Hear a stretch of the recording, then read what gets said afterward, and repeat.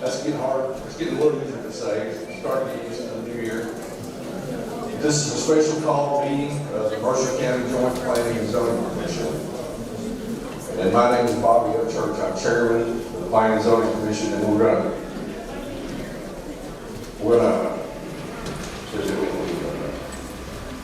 begin this meeting with a roll call.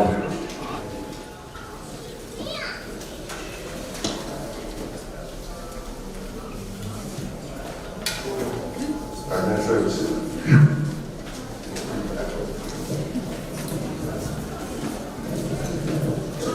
Mr. Quinn? Here. Mr. Hazlett? Here. Mr. McGowan? Mr. Upchurch? Here. Ms. Allen? Mr. Elliott? All present, thank you.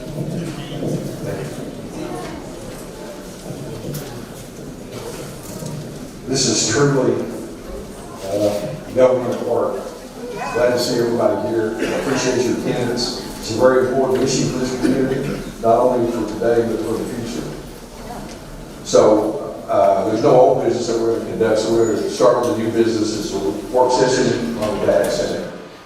This is not a public hearing. I'm not going to ask anybody to be sworn in. You're not being sworn in testimony. This is concerning the data center, and we're here this afternoon to hear the concerns and also take questions that need to be answered in the community about data centers, and just give you an idea of what planning and zoning is. You can't have zoning without planning. That's exactly where we're at right here. We're in the planning stages for our community. This is why it's so important for everyone to be involved. Now, just to be clear, in 27, next year, we're going to do our comp plan. We have to do periodically just to update. And the comp plan is very important because it is the base for how we proceed forward with planning and zoning. So, I was always told, and our attorney, Mr. Smith, will tell me if I'm wrong, at any time, but as I've always been told, it's unconstitutional to have zoning without planning. So this is the vital part of planning and zoning. So the first thing we'd like to do, we knew that this was a concern in the community, so to try and get on top of it, we met and interviewed a couple of different people for a consultant to educate us on data center. Because to be honest with you, a year ago, if you asked me what a data center was, I didn't have any idea. It's a new term to me, and it's a fairly new, novel idea for everyone, because it really wasn't neat for data centers until Facebook got so popular, people started streaming them. Let me ask you to turn your phones, the ringers on your phones, down or off. You can take the phone, you can step outside, or just text.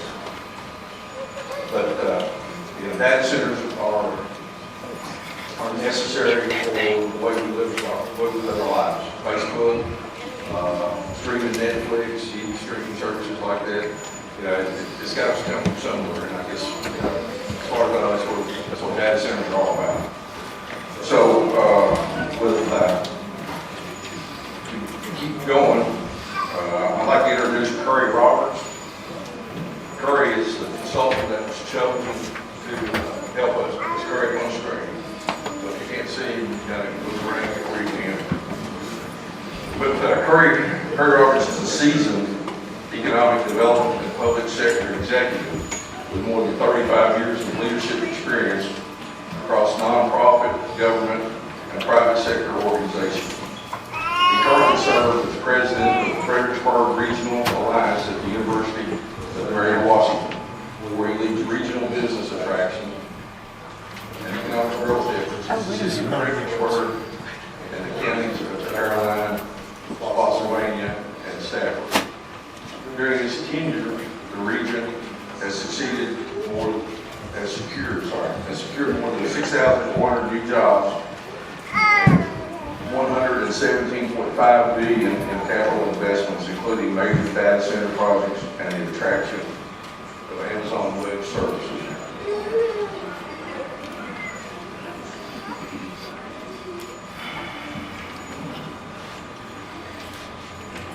Is there some people out there that'd like to come on in?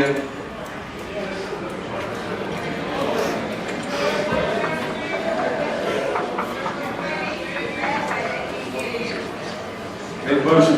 Yeah, there's another door over here that they can come in and get on this side.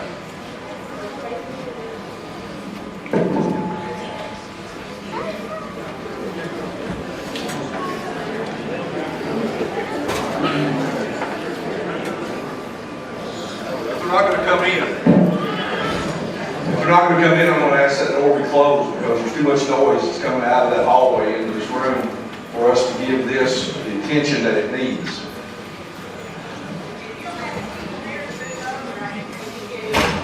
I asked that first and nobody seemed to want to move. Yeah, that's probably right. Maybe we could have it outdoors. Well, I don't have permission to use high school facilities.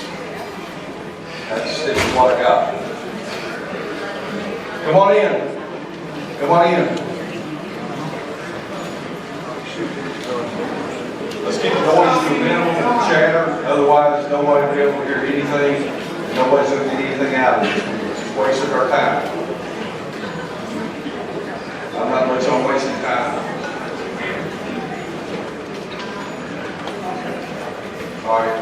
Previously, Robert served as the Deputy Secretary and subsequent Secretary of Economic Development for the Commonwealth of Virginia under Governor Gerald L. Bayless, overseeing 15 state agencies and contributing to the administration that announced more than 400,000 new jobs statewide. He has also held senior executive roles as President and CEO of the State Fair of Virginia, a principal with Herschel and Fleischer Consulting, and Managing Director, Chief Operating Officer, and President of private enterprises including JWK Properties and PM Holdings LLC, where he led the successful turnaround of a $275 million specialty food company.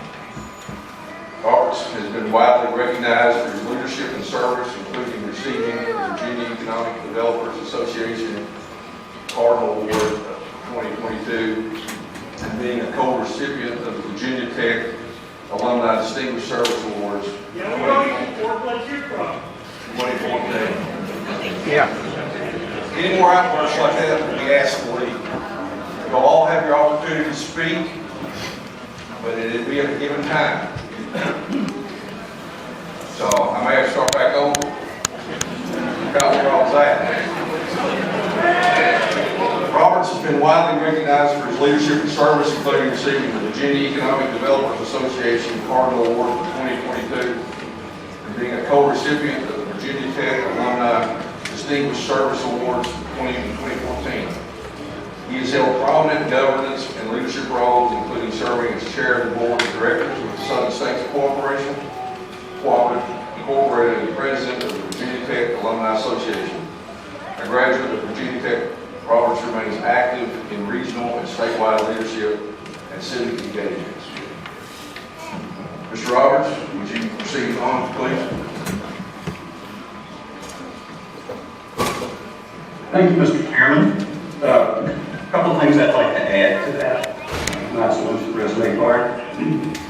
I'm actually retiring from my day job in April, and I've had a number of localities across the country reach out to me because of the interview I gave to the Urban Land Institute as they were preparing local guidelines for data center development that came out in 2014 or 2024. I also wanted to add, when I came here in 2014, our localities had identified data centers as a target industry. Fortunately, we had 10 years to study that before we ever had an announcement about watching some practices in localities to the north of us that we didn't want to replicate. You can go to the next slide, please.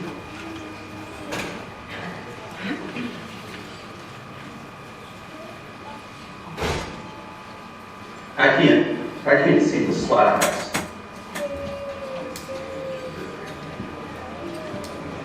It's, Corey, I can help you out with the first slide. Corey, am I actually live on Harrisburg History?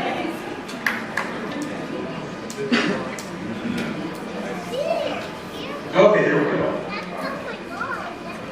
Like you pointed out, it's probably good to start with what is a data center. You can go to the next one.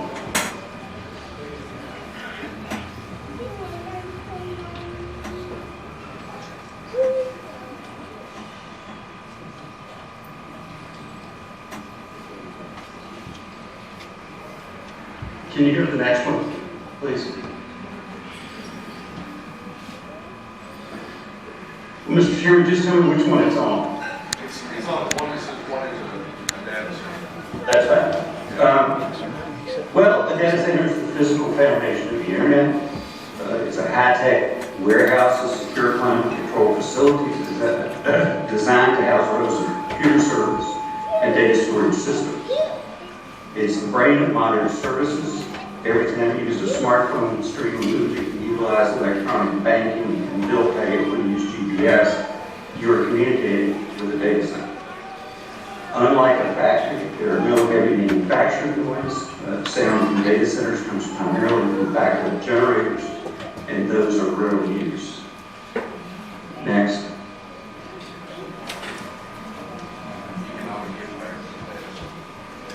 You need to back up one. Back up one. Yep. That's what it is. Right. Before anybody wonders, I'm sure that data center, it is an actual operating data center in Prince William County, Virginia. Basically, these things are powering our life 24/7. Behind every click, stream, and upload, data centers are the backbone of our increasingly digital lives. To understand the modern scale of demand, Netflix alone is responsible for approximately 15% of all global downstream internet traffic. These facilities are the only reason on-demand services function. Okay, now I'm going to get that. Okay. In 2023, data centers in Virginia directly provided 12,140 operational jobs and over 14,000 construction jobs. Every direct data center job supports 3.5 additional jobs in the broader regional economy. One side note, most data center jobs do not require 4-year degrees, but more broadly, they require certifications. Additionally, data centers supported $31.4 billion in total economic output across the Commonwealth in 2023. I think the next one's case study, Loudon. Okay. Loudon County is where the internet began, back when Al Gore invented it. Ashburn in Loudon County is the epicenter of where data centers initiated or originated. They primarily then were set up to serve federal government needs, but that has expanded initially for financial transactions because it was on an internet node. Over the last decade, the county has experienced significant data center expansion. Data center revenue grew from $70.4 million in 2020 to an estimated $875 million in tax revenue in 2024. Additionally, the county, since 2010, has grown to over 100,000 people. Now, this has led to one of their challenges is they didn't do a good job keeping data centers away from dense residential, or keeping dense residential away from data centers. Data centers pay $26 in local tax revenue for every $1 in local services required, a ratio significantly higher than manufacturing. Median home price growth in that county since 2014 has gone from $435,000 to over $730,000 in 2025. Data center tax revenue has allowed officials to lower the residential tax rate by 48 cents since 2012. Okay, next slide.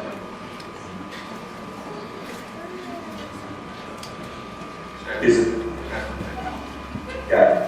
This is more of an example about how how we went about where and to put data center development. This is in Stafford County, Virginia. It's the Stafford Technology Campus. It was zoned agriculture.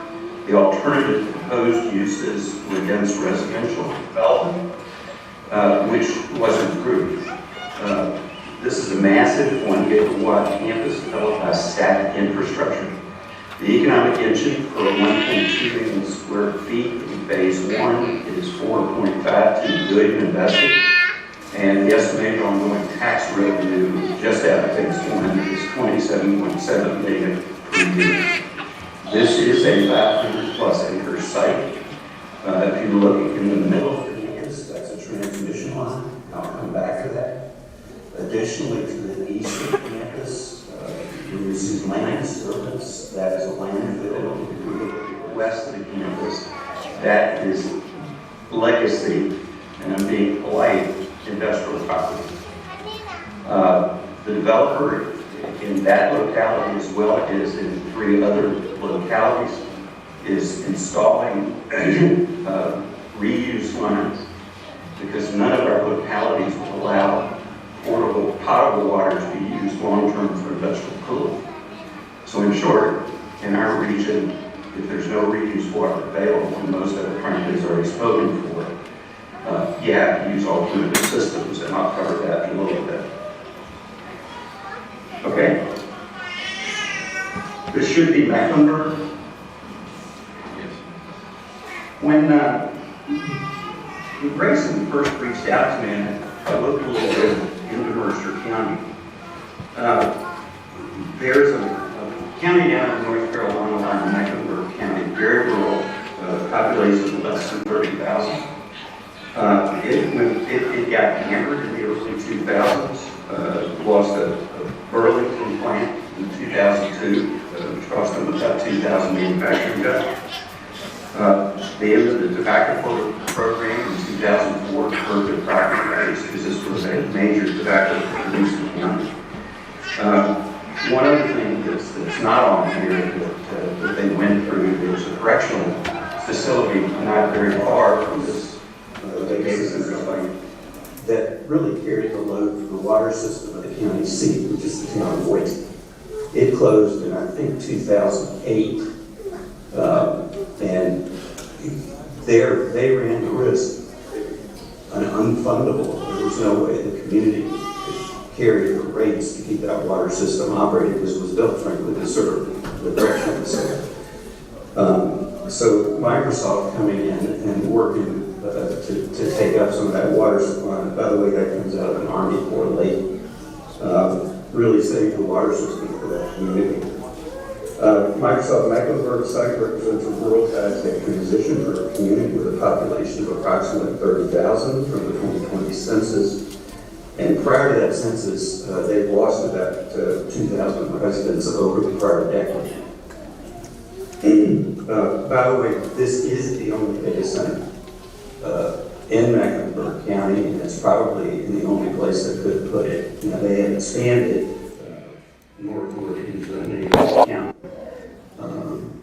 But this has been quite an impactful project. And if you go to the next slide, I'll show you why. Okay. This is the growth in tax revenue for the county since Mecklenburg arrived in 2010 with their first phase of the Cedar Red Line. That's business personal property tax in Virginia. That is how you tax servers inside the data center. I think if I understood my discussions with Grayson, this would actually be covered by your tools tax in Kentucky. That revenue allowed this county, which was fiscally strapped, to build a new joint middle and high school, replacing 2 older schools, or actually 4 in this case, all had been built prior to 1970. Okay? Gray Oaks. Okay, if you want to know where the origination of data centers for Noisy came from, this is it. This is the Gray Oaks neighborhood in Prince William County, Virginia. As you can they allowed the data center development pretty close to adjacent to a dense. And in this one case, the dense residential was there prior to that data center. That was a legacy industrial property that was sitting idle that was purchased by AWS. This was the most highly publicized conflict around data center noise. In spite of that, you can see that the home prices, even in that neighborhood, doubled from 2017 to 2025. And following community feedback, AWS proactively mitigated by replacing their intake vents and upgrading rooftop heat exchange systems with modern technology. No one knows for sure, but what the industry thinks is that the server noise inside the building was being allowed to escape through the intake vents. So they completely reworked those intake vents to not have that occur.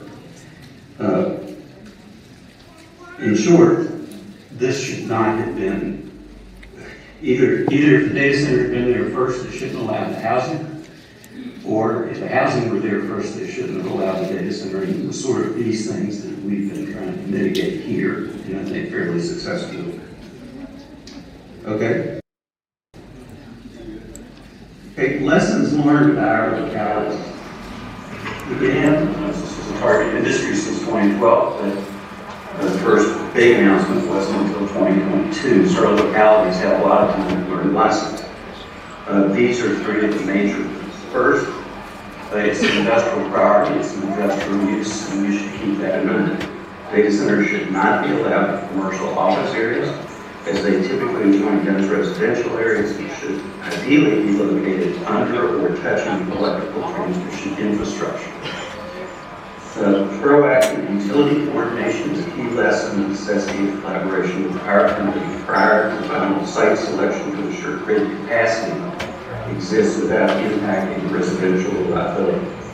Buffers and siting, in our case, most of our sites were over 150 acres.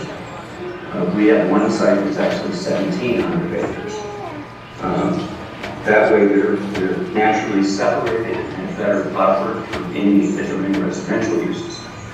Also in our case, most of our transmission infrastructure is to the east side of 95. If you've ever traveled through our region, most of our development is right on the Interstate 95 corridor. If you get 5 miles off that corridor going either east or west, it becomes rural pretty quickly.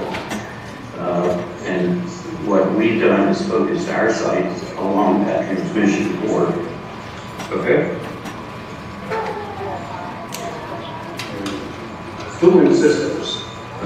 There are two main cooling systems that are employed by data centers. And you heard me mention that a little bit earlier. I was talking about we use water. Evaporative cooling is where you use water cooling systems. Nothing is added to the process. And typically there's a 50% evaporation rate, depending on which company's system. More recently is a closed loop system, which continues to be loaded once with varying ratios of water to non-toxic glycol for people with a camper after winterize like me. It's the same glycol you would use in water lines in a camper or a boat. It operates, frankly, the easiest way to think about it is like a car radiator. It does not discharge water into the community system. While this system uses significantly less water, it is generally not as energy efficient as evaporative cooling. Again, in our region, this is your only alternative if no reused water is available. You can only use potable perforation until the reused lines are built.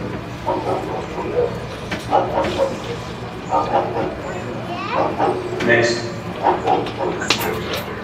Okay, I showed you the Stafford site, and I showed you the Great Oaks site, and this is a little bit of a comparison and contrast. The Great Oaks, as I mentioned, the facilities were built directly adjacent to the established residential neighborhood. The Stafford, Yeah, get back over.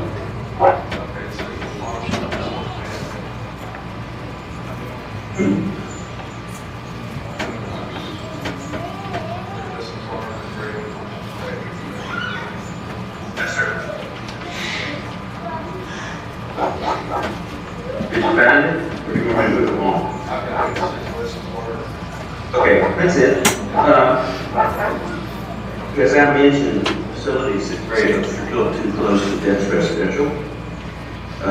The Stafford Technology Campus, by design, is intentionally adjoining a landfill and existing light industrial with a transmission line running through the middle. The setbacks, older standards in Northern Virginia, were 100 feet from adjoining uses. This created massive industrial walls to tower over residential neighborhoods. This site setbacks are 750 feet from what little residential is adjacent to the site. Again, in Northern Virginia, high density on small lots that receive industrial walls near homes. The campus style of 500 total acres at Stafford Technology only has 60 acres of building footprint. The rest is open space and trails. Most of the water used in Northern Virginia for cooling data centers is potable water. There is a reuse loop in Loudoun County that only serves for the data centers that are there. As I mentioned here, you have to evaporate cooling, you have to use reuse water. If not, then you have to use a closed loop system. And by the way, as I mentioned earlier, the construction costs of these reuse loops are actually being borne by the developers. Okay?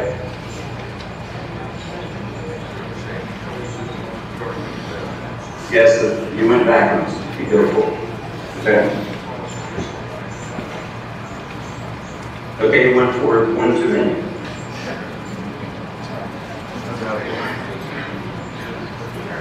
Just tell me what you want to see. No, the next one after that one was supposed to be daily traffic. Okay, data center traffic comparison. And by the way, all of these uses would drive the same construction traffic. So the daily comparison is post-construction for all three. Data centers, because they operate 24/7, have 0.75 daily trips per 1,000 square feet. Office parks, as a contrast, are over 11 daily trips per 1,000 square feet. Warehousing is 170 daily trips per 1,000 square feet, and keep in mind, that is mostly trucks. Okay? Yep.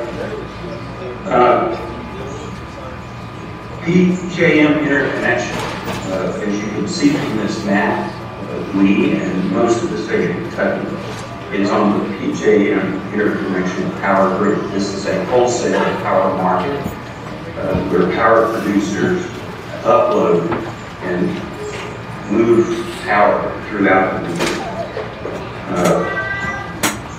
grid. It effectively has supported demand for data centers across the region, primarily in Virginia and Iowa. Cost responsibility, the state corporation guidelines recently released requires the data center developers required to pay for specific transmission and substation upgrades needed to serve their facilities. They upfront have to sign take-or-pay contracts, often requiring large deposits, which ensures they remain financially responsible if their growth necessitates additional power generation. The other risk is, especially now, there's many speculative developers. It's hard to sort out sometimes who's got an end user in tow, and what the state wanted to prevent is building a lot of capacity for speculative development that then doesn't appear, doesn't materialize, and that is borne by all ratepayers. And so the term used in the regulatory environment is recovery of stranded costs. Ratepayer perfection, a 2024 JLAR study. JLAR is the nonpartisan Virginia General Assembly Study Commission. It's made up of planners and engineers, and they're often asked to to look at questions like this and bring in third parties. They confirmed in 2024 that data centers are paying their fair share of grid costs. But they can see a timeline where there wouldn't be, which necessitated the changes by our State Corporation Commission. There's some additional regulation coming forward because we're a net wholesale or net power importer, the only net power importer on the PJM grid. That talks about raising rates on large energy users, not just data centers, by about 15%, which would reduce residential homeowners' power bill by about $550 a month. On another note, as it relates to renewable energy, most renewable energy projects in this country have been financed by the data center industry.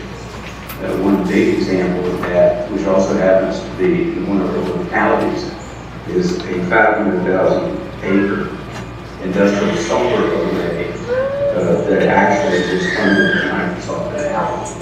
Most of the hyperscalers, the Apples, the Microsofts, the Metas, the AWSs, they buy renewable energy credits from developers to offset their demand on the grid. Okay? Yeah, these are two, I don't need to read these fully, but the one on the left talks about what's really driving our rates up is more the transmission and aging transmission infrastructure. Had an executive at Dominion tell me that they haven't had to really upgrade the transmission infrastructure since the 1960s, which was sort of the end of air conditioning being deployed throughout the Southeast. And then you can see the JLR report, their quote as it relates to transmission electrical, utility infrastructure and generation facilities can be planned, permitted, and built. So they're saying that the growth is outstripping the speed to develop additional generation capacity. Again, that is part of what necessitated the FCC coming in with the new rate structure. Okay? Yeah. As I mentioned, we're on the same wholesale grid. Your rates are slightly lower than ours.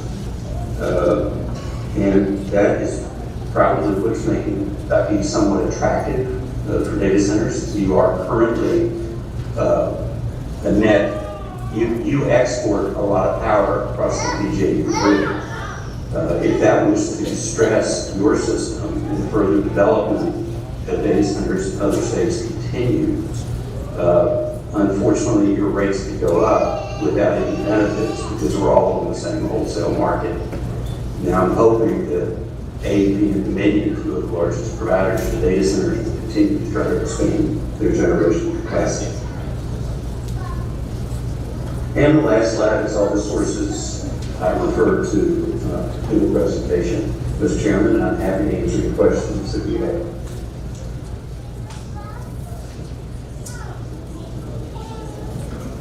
Curry, I've got one question that's been on my mind.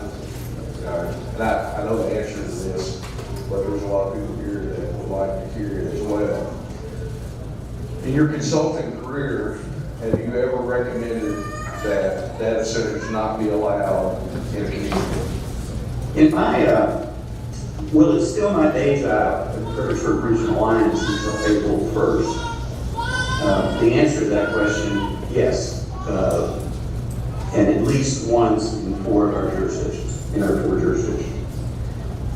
Generally, you could chalk those four up to all of the same things. In one case, the developer had no experience with the data center industry, and frankly, had a pretty checkered reputation to begin with. The other thing, the site he was advocating for did not have transmission lines on it to extend transmission to the site. meant that they would either A, have to widen an existing right-of-way and run a transmission line over the baseball field of the middle school, and right in the back of the dense residential neighborhood. The other alternative was actually run it over the middle school or elementary school. It also, there was not other types of utility capacities near the site. It was a big site, but it just, the power story was just not a good idea. It's a nice site, just in the wrong place for what he was trying to do. Another one, again, developer that is promoting it, has no experience with data centers. They have a lot of experience with multifamily development. In that case, they were going to have to do a transmission. The path to transmission infrastructure was either going to be over an elementary school property next to the police department, or have to go over a street past some pretty dense residential neighborhoods. One, as I mentioned earlier, our best transmission infrastructure is to the east, which is pretty rural. We had a project in one of our counties that wanted to look at a site, it was considering a site that, while it was under a transmission line, it was surrounded by residential neighborhoods on 3 sides, and then on one side by Virginia Scenic River. And I consulted with the supervisors and told the developer that that's just not going to work. And then finally, in one case, the data center developer included in their proposal a piece of property, a piece of farmland that was not in the growth area. Everything else they were proposing was, and it happened to be a farm, a great farm, that had been a sand and gravel quarry for a number of years. And it, in fact, was being farmed, it sat right on the river, but the community felt that that was the gateway to the county and they didn't want it disturbed. Well, they included it anyway. They did get it passed, but the whole, not solely for this reason, but the whole project is kind of in court. So yes, I'm not going to tell you I'm anti-data centers, because I'm not. I'm just anti where you put them and the places you don't. Curry, I think, got one more question. Okay. Mr. In the rural county that you spoke about, Mecklenburg County, now that they have one up and functioning, are they soliciting a second one, or are they one one? To my knowledge, they're not soliciting a second one. And they probably got an exclusivity deal with Microsoft. And they really don't care. They actually have a second data center that's, well, probably 12 miles from the site, that's very small. And it's probably operated by a traditional agency. Nobody talks much about it, but it's not nearly the scale of the Microsoft facility. Curry, I want to thank you for your time and your PowerPoint presentation. It was the first time I've seen any of this information, and I thank you for the time and effort that you put into it. Thank you, Curry. Thank you, Mr. Chairman. Have a good evening. As I said before, this isn't a public hearing. We're not swearing anybody in. We're just trying to get some public comment and get some questions from your concerns, get them documented. We're going to go back to Curry and help him answer some questions, concerns that we developed here tonight, along with Kylie, our administrative executive. So we've got a list of people that are on here, but I know Mr. Grady has asked ahead of time to be on there. He's pretty close to the first, but he's the second, but I'm going to go ahead and start with Mr. Grady. Mr. Grady, we can go forward. I'm going to go with the presentation as well. 15 minutes. That'd be good.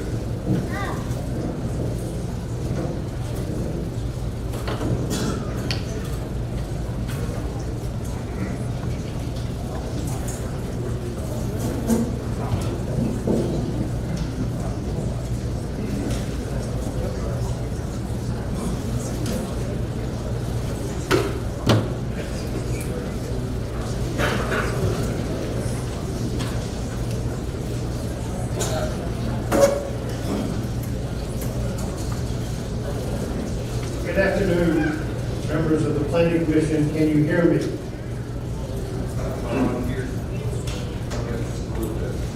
I'd like to remind everyone, it's very important for all of us to be able to hear.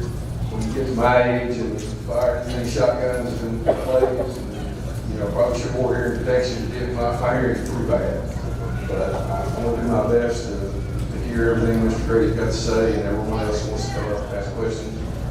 But if you would, please keep the chit chat, not too little, just keep it close. I can hardly pick up one without hearing some other. So please be respectful to the presenter as well as everybody else here that's trying to educate themselves. Mr. Upchurch and members of the Planning Commission, thank you for the opportunity to speak to you this evening regarding data centers. My name is Hank Ray. I have been retained by the recently formed We Are Mercer County, Inc. to comment on the potential for an application to locate a data center in Mercer County. We are particularly concerned about a potential site near US 68 in an area of active farming with prime farmland, in an area that has historical significance, and an area that is en route to Shaker Village at Pleasantville. First, I want to emphasize that what I'm presenting to you tonight is not an attack on data centers. It's not pro-data center.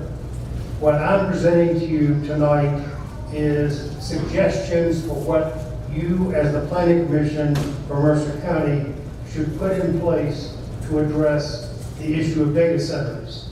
I'm making a recommendation to you concerning text that is currently missing and that needs to be addressed by you in a recommended text amendment for the fiscal court, presumably the city of Harrisburg.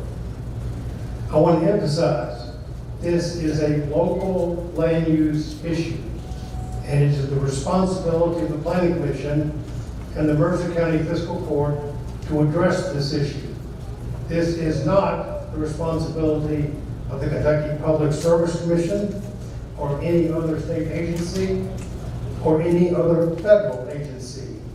It is a local land use decision, which means it comes before you.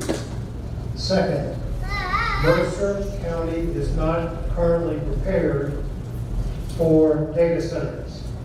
They are not mentioned in the zoning ordinance and not mentioned in your comprehensive plan. Third, Mercer County is not alone. In Kentucky, Oldham County is about 9 months ahead of you. The fiscal court in Oldham County has adopted a moratorium on data centers to give that county the time to adopt new text amendments for data centers. I was one of the attorneys who asked the fiscal court in Oldham County to adopt that moratorium, and they did adopt that moratorium. In Mason County, I was before the Mason County Fiscal Court yesterday morning, where they gave first reading to a new ordinance to address data centers. I have attached 3 documents that are offered to help you with this assignment to address data centers responsibly. The first document that I've attached below my page 2 is a copy of the Oldham County moratorium. I recommend that this Planning Commission request the Mercer County Fiscal Court to adopt a moratorium on the consideration of any data center applications until the Planning Commission has had sufficient time to research the appropriate land use regulations and environmental protections to consider recommending as text amendments to the zoning ordinance and time for the fiscal court to take such action. The language that Oldham County has adopted is, I think, the kind of language that I would urge you to urge the fiscal court to adopt in Mercer County. The document below that is a summary of a model data center siting ordinance. This model ordinance was prepared by the Kentucky Resources Council. The first 3 pages are a summary. As indicated in this summary, this ordinance is based upon best practices across the United States. It is intended to be in a form that would be useful for all communities in Kentucky that have county-wide planning and zoning. If you'll turn to the second page of the summary, you'll see at the top paragraph a discussion of a typical data center energy use, looking at a current proposal in Louisville, Kentucky, compared to LG&E's total residential sales and total winter coincident peak.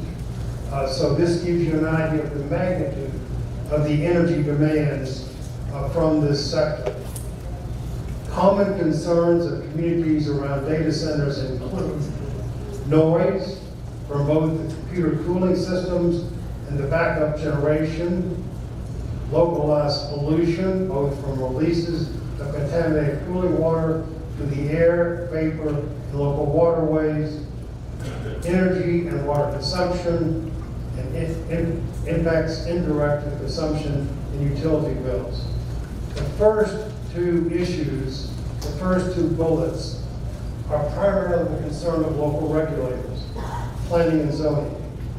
The matter of utility bills is not exactly in your jurisdiction. That is the area that is before the Public Service Commission. You'll see below that a summary of the model ordinance, and there are 2 pieces that I want to mention in the summary, and then I will point to the actual language in the ordinance. KRC recommends, and I recommend, that you as a planning commission adopt a new industrial zoning use. That is, an industrial zoning data center. That is a industrial use that is specific to data centers. And secondly, that you require a data center to obtain a conditional use permit so that the issue of noise and the other requirements of being a good neighbor can be monitored like all conditional use permits. You'll see, if you skip down a couple of bullets, we are recommending standards to protect things like agricultural lands, prime farmland, steep slopes, flooding impacts, and we are recommending setbacks that are based upon the best we have found across the country. We also discuss noise. If you will now turn to the next longer document, it's a 20-page document. This includes the actual text. You'll notice that it is generic. On page 5, definitions, commission means the blank planning commission. So this is intended to be something that is useful to planning commissions across Kentucky. But if you'll turn to section 3, permitted uses, a data center shall only be allowed in the industrial zoning district designed for such use and as a conditional use upon 1, application for a zoning map amendment to reclassify the property on which the data center will be located as industrial data center. That is a zone unique to data centers. It doesn't exist, and I'm recommending that you create it, as I have recommended other communities create this district. And issuance of a conditional use permit by the commission in conjunction with the requested map amendment. So I'm urging you to adopt this level of protection as best in class local regulations of data centers in the country. Section 4, I'd like you to look at that. General requirement relating to the location of data centers. No data centers shall be located. The first paragraph deals with slopes. second paragraph deals with hazardous materials, floodplains, wetlands, and then number 5, on prime farmland or farmland or state right.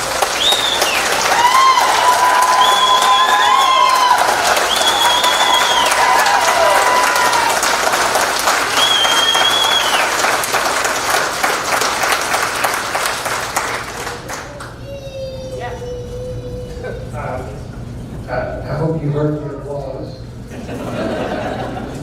Below that is a recommendation concerning setbacks. This text proposes setbacks of 1,500 feet from sensitive uses such as residential, commercial, or agriculture. I noticed in Mr. Roberts' presentation, I saw a 750-foot setback.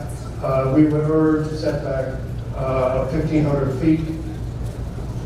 You'll see sections below that on lighting, on noise,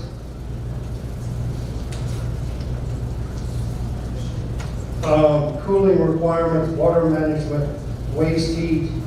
These are all specifics that I would urge this planning commission to consider. I have additional materials that I can present in support of where these can be used in places around the country and where they are recommended as state-of-the-art protection for communities that want to protect themselves. You have recently adopted a new comprehensive plan. Your comprehensive plan is clear. You made a commitment in that plan to protect prime farmland and farmland of statewide importance in Mercer County. In my letter, I refer you to pages 9, pages 19, pages 39, and page 120 of your land use plan. My memory of page 120 is it refers to the future land use map, and it says the areas on the map designated white are to be retained in agricultural use. The site that has been discussed is in white in your comprehensive plan. So your comprehensive plan has already spoken recently about this area. And it tells you and this community that area is to remain in agricultural use. I ask you,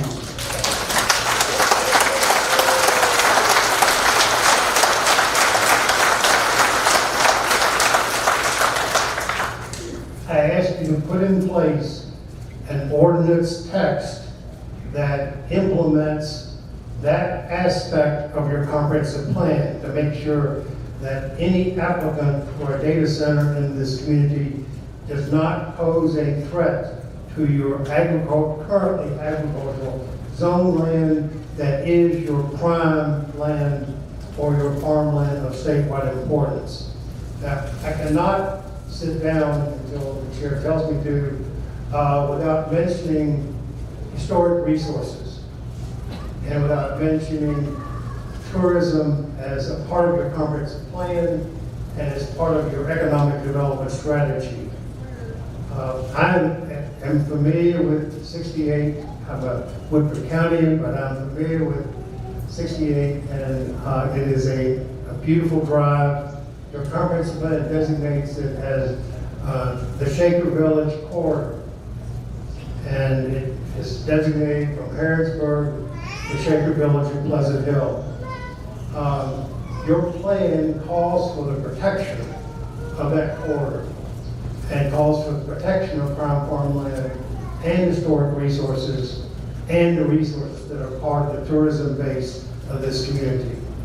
I ask you to adopt an ordinance and then act in the furtherance of that ordinance in order to accomplish what your comprehensive plan asks you, the fiscal board, and this community to do. Thank you for the opportunity to speak. My final comment, I think Mr. Curry Roberts was a cheerleader for data centers, and so you've gotten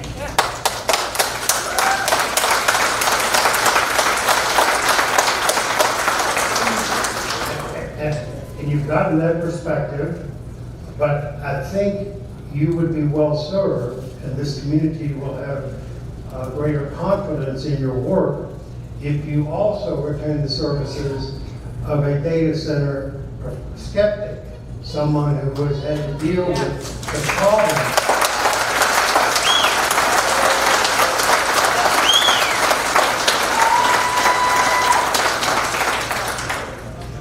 Problems caused by data centers and how communities best respond. Again, Mr. Chairman, members of the Planning Commission, thank you for the opportunity to speak. I wish you well in this work. This is critical work of this community and frankly for Kentucky. Are there any questions? Mr. Gray, Oldham County hasn't posted sunset moratorium. What you have in front of you is the renewal of the moratorium in November. They adopted, and it recites, they adopted a moratorium on July 1, 2025. That's the meeting I attended. I think it was 150 days, which meant it ran out in November. The Planning Commission was slow in coming up with proposed text. And the fiscal court was concerned that they would not have time to review the text without extending the moratorium. So the moratorium you have here is a November extension of the first moratorium. And my understanding is the Planning Commission has received the text. I think recently they have decided that it needs more work. So they have sent it back to the Planning Commission for more work. So they may see a need to extend the moratorium until it's ready for them to put in place. Right now, my understanding is the moratorium is in place, and the Planning Commission and the Fiscal Court in Oldham County are working on a document that they can add to their zoning ordinance. I have access to the draft that the Planning Commission first sent. I don't currently have access to the most recent draft, but I will have no difficulty getting it and providing it to you. Yes, I can do that. I will. And just email that to college. I can do that. Great. Thank you. Thank you. Thank you. Appreciate your comments. And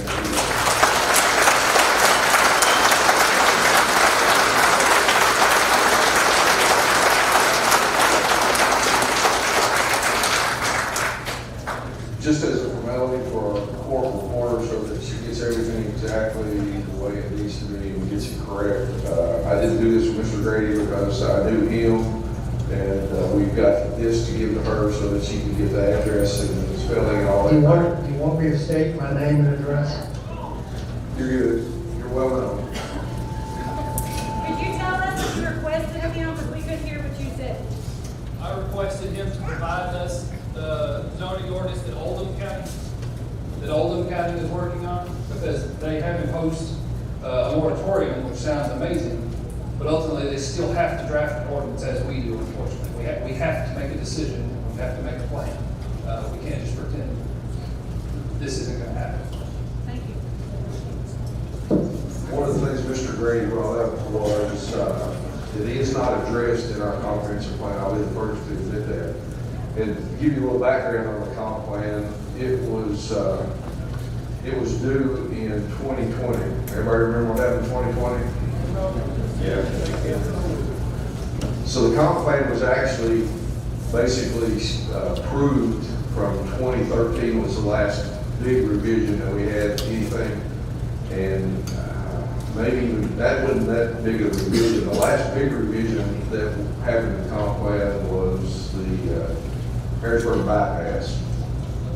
When the Harrisburg bypass was built and it opened up, some areas, we tried to make sure that we controlled the development out there and kept it to the things that would benefit our community. So we've had some signing sheets. I hope I haven't lost any of them. But there's about 50 something 54 people that have signed up. So we need to keep the comments, they need to be relevant. I don't want 54 people sitting there saying the exact same thing. So we'll go on. We'll start with Mr. James Dunn.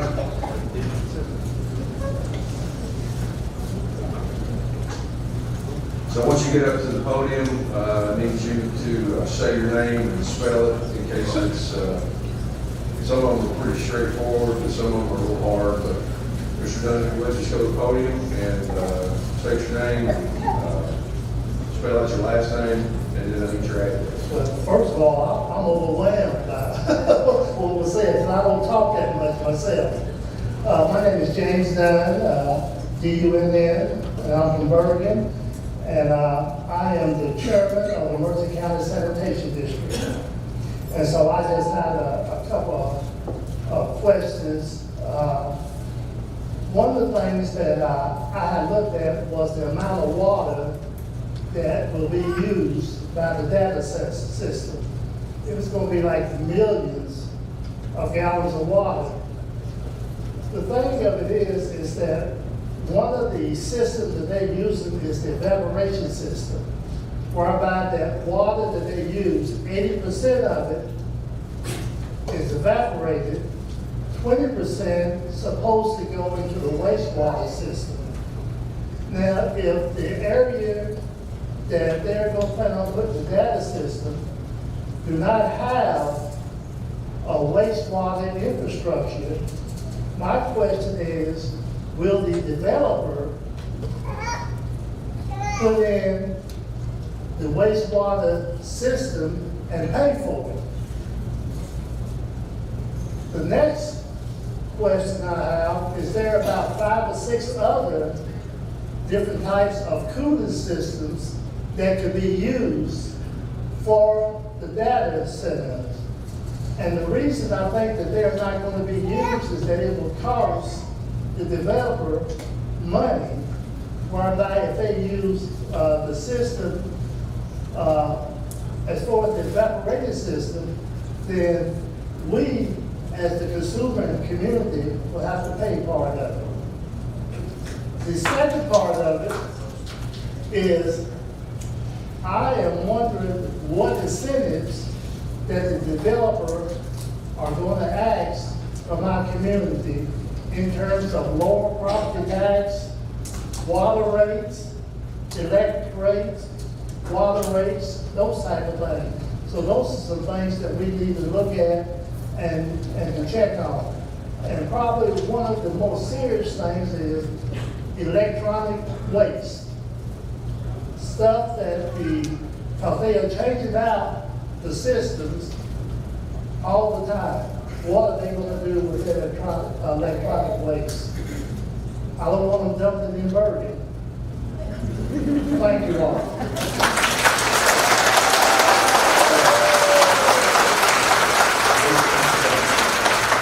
You said you were in Bargain. You got a street address, just for the record? Downtown Bergen. Downtown Bargain. No, 717 exit. Yeah, you get lost. All right. Thank you, Mr. Dunn. Appreciate those comments. Those are all valid. You'll have to wait your turn. You'll be called. No, I'm not gonna let you talk until it's your turn to talk. So just sit it down. Number 3 is Rick Angel.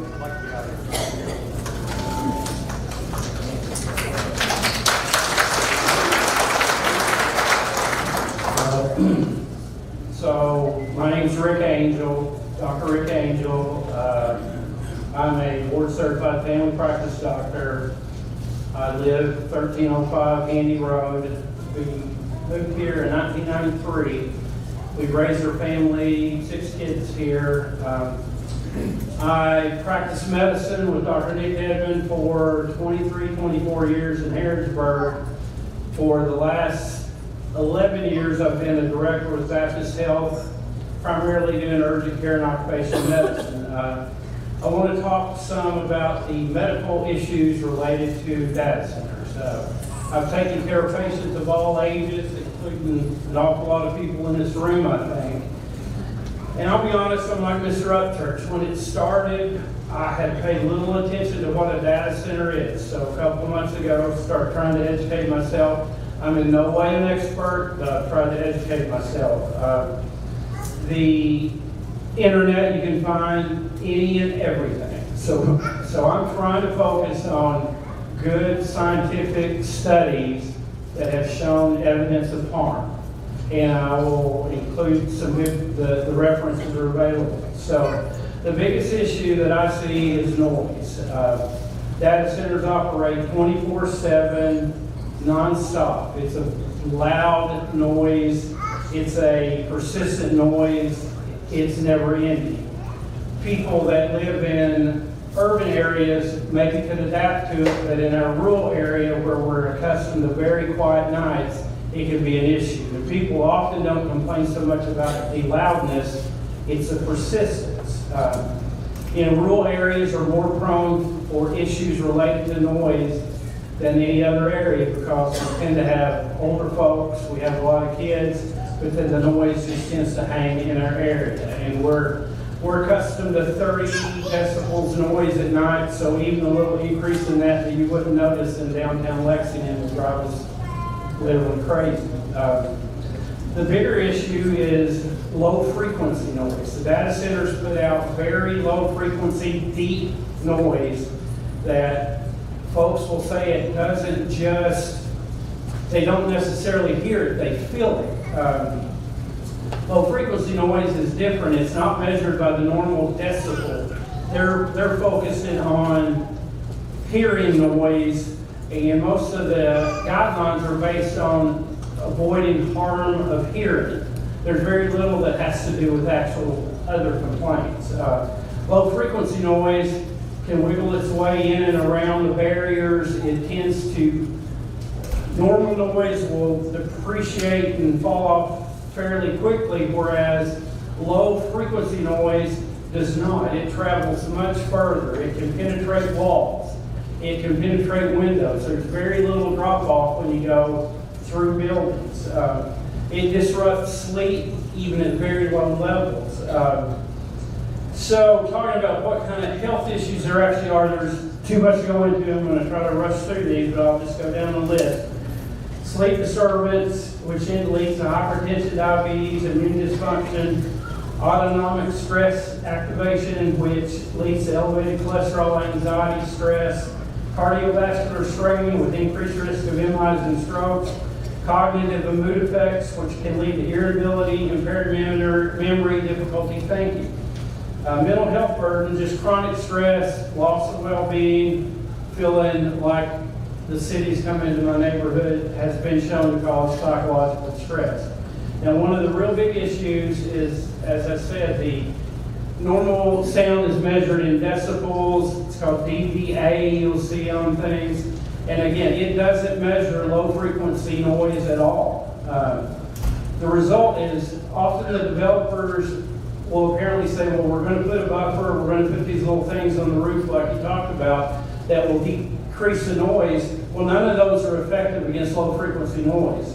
And the bar that's set is often 60 decibels at the edge of the property, but that's still well above what can cause health issues as it dissipates out into the community.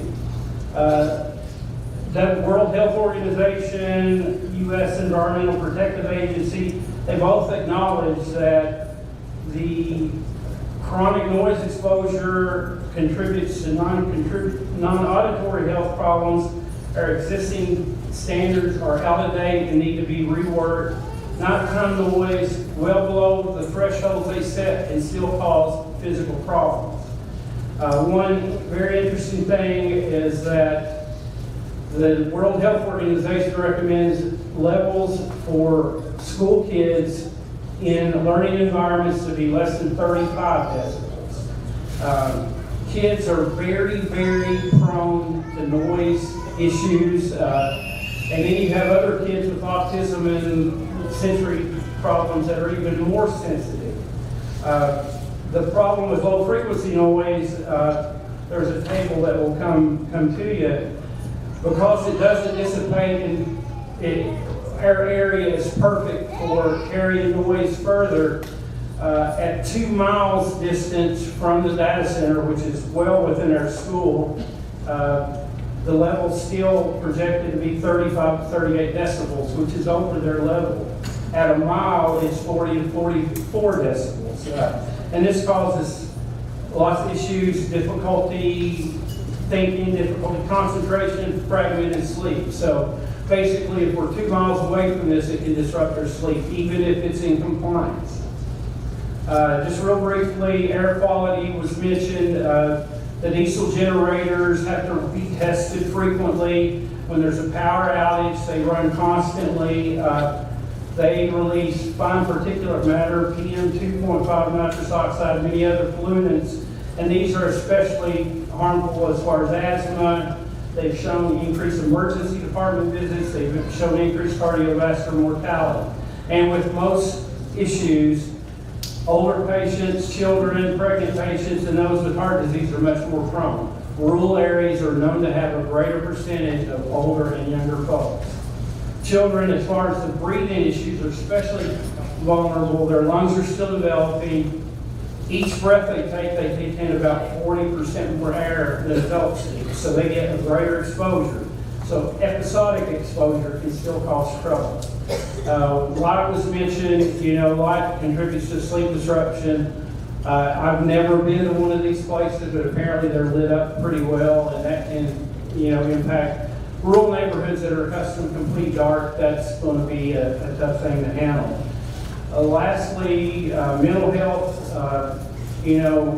Putting one of these giant industrial complexes in the middle of a rural area has been shown to cause a lot of community stress.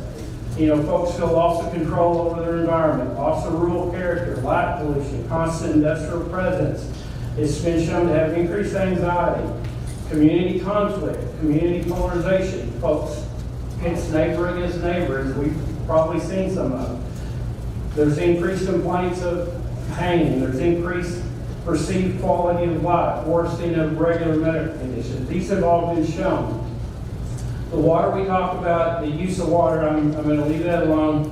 There is a low risk. It's said low probability, but high concern. If the water does get contaminated, there's a lot of bad stuff in it that can cause harm. Especially in that area, other people maybe talk about it. All the springs in Mercer County kind of can converge in that area. So if it gets into the water, it basically is in all water. Traffic is always going to be an issue when they're building it. That's primarily during construction. So I just want to say there's a lot of things that are out there that have been, you'll see EMF, and you'll see radiation, and you'll see, well, I haven't mentioned any of those things because they've not really been proven or studied, or there are some concerns, but they're, the things I mentioned are the things that you can find documentation that it's an issue. Health impacts are real. You can be in compliance and still put people at risk, still put your neighbors at risk. As a physician, I am less concerned with what's legal or what meets criteria. I'm more concerned with what is safe for my friends, my neighbors, my patients. To be able to maintain safety, you got to have transparency, baseline data, precaution, not assurances from developers without any evidence to support that.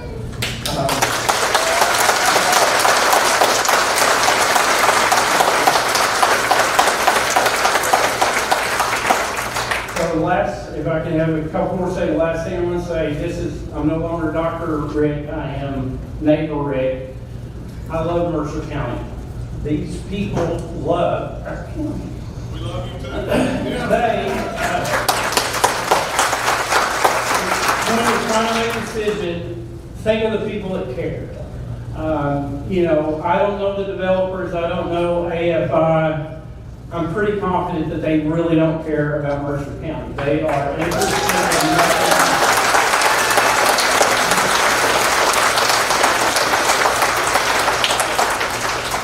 That's all I've got. Thank you very much. So I'm going to give a packet. I didn't print out multiple copies, but it has all the references in there. I've put my name, phone number, email. If anybody has any specific question, again, not an expert, but I'll be happy to answer what I can. Thank you.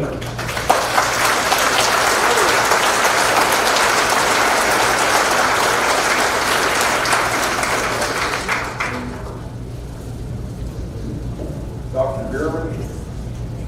Berryman? Dr. Berryman? Once, twice. Greg Orth?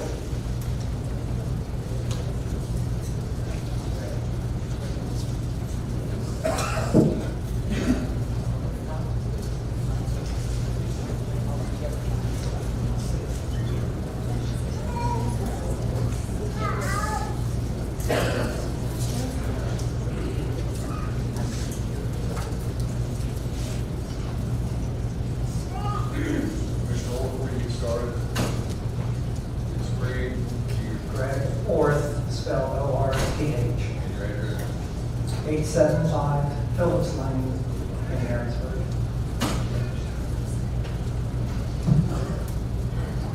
For the last 20 years, I've researched the history of Mercer County because I was interested in the Native Americans that lived on my farm in the past. I was interested in finding the trail they used to hike from my hilltop farm down to the Kentucky River. I unexpectedly found an entire network of Native American and buffalo trails crisscrossing Mercer County. The vast quantity of trails made me question if Daniel Boone was aware of these trails during his visit here in 1768. It soon became obvious that he not only knew of the trail network, but he would have been here because of the vast quantities of animals which created and used the trails. A neighbor told me that the Shakers had found a mastodon while working on the land they owned, and with the help of the archives at Shaker Village, I found the mastodon story written about in their journals. The Shakers were digging a drainage ditch to remove water from a swampy area. The ditch they dug was over 2 miles long and is still here today and working fine, allowing the county to continue using the rich bottomland. The area that was drained was once a vast lake of varying depth, deep in some areas, shallow in others, and constantly changing based on the rainfall. The shoreline of the lake is visible to the naked eye in most areas, while the rest is visible with LiDAR images. The only historic reference of it calls it the Big Pond. The lake and the wildlife it attracted was obviously why Boone picked Boone's Cave to winter over. During the period in which the pioneers were living at Fort Harrod, frequent attacks forced them to stay in the fort and only venture out at night to hunt at the Big Pond. Without this critical food supply, even more of the pioneers would have starved to death. Years later, in 1782, many of the pioneers of this community died in the Battle of the Blue Licks when a local hothead, Hugh McGarry, failed to see the warning signs of an impending ambush. Daniel Boone did all he could to warn his people of the signs of trouble moments before the disaster. Later in 1860, the Shakers dug their famous ditch and drained most of the lake, making the area rich for farming. Today, it is some of the most valuable farmland in the state. It is the backbone of our county's agriculture and horse industry, which is the core of our local economy. Although the Shakers attempted to drain the Big Pond, it was simply impossible. The water level in the area was lowered, and most surface water drained. The water underground beneath the lake remains today as an underground aquifer, often reappearing on the surface during frequent heavy rains. Geologists call it a catchment basin. In 2025, following heavy rain, this basin or aquifer filled, temporarily reforming the lake as it once was, and then overflowed, severely flooding the area, especially the town of Bergen, just downstream of the former lake. The karst topography of the area not only allows these underground aquifers to exist, but also creates sinkholes on the surface as the soil above the water collapses. The area in question today is loaded with sinkholes. Most are visible, others not, such as the one which unexpectedly opened up under the nearby Corvette Museum in 2014, despite the engineer's assurances to the contrary. The site of the proposed data hypercenter is directly above the aquifer created by the Big Pond, directly upstream from the town of Bergen, and its runoff flows directly into Harrington Lake, the source of drinking water for many communities nearby, and many more downstream from Harrington Lake along the Kentucky River. Our ancient prehistoric infrastructure is visible yet today in the beautifully preserved buffalo and Native American trails, which can be seen in many places nearby and which we drive on daily, including Bailey and Handy Pike.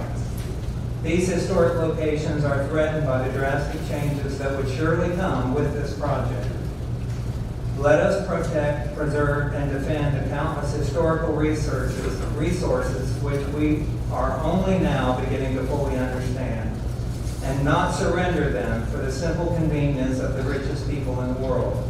Let our community continue to live on the quiet, beautifully preserved farmland that our ancestors worked so hard to create. Let us heed the warning signs all around us, the signs that we might be again rushing headfirst into an ambush. The warning signs today are in the form of a legislative bill, SB 89, quietly passed, but permitting environmental damage to go unmitigated and the perpetrators to go unpunished. Give us a chance to continue the work of our forefathers to protect and preserve our cultural history and not be tempted by a fistful of dollars and vague promises.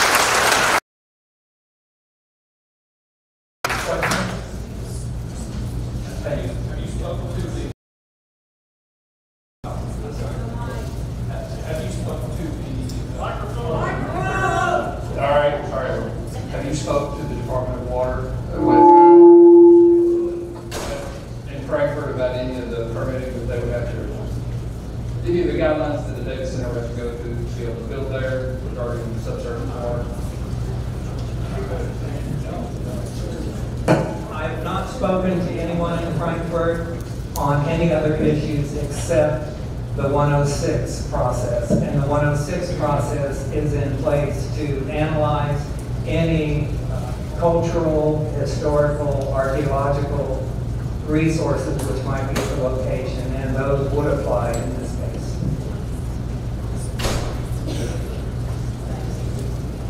The Kentucky River Authority is aware of certain conditions in this county. If you speak out one more time without in your turn, I'm going to request that you be removed.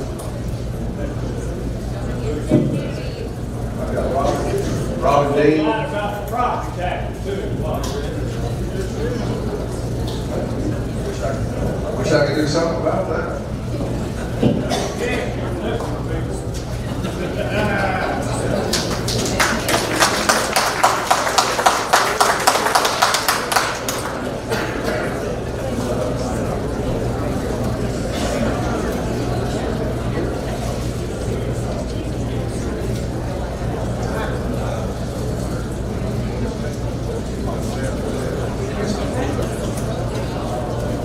Okay. Thank you, Chairman Upchurch and the Planning Committee for granting me the opportunity to speak this evening. My name is Robin Dean. My address is 455 Moore Lane in Harrisburg.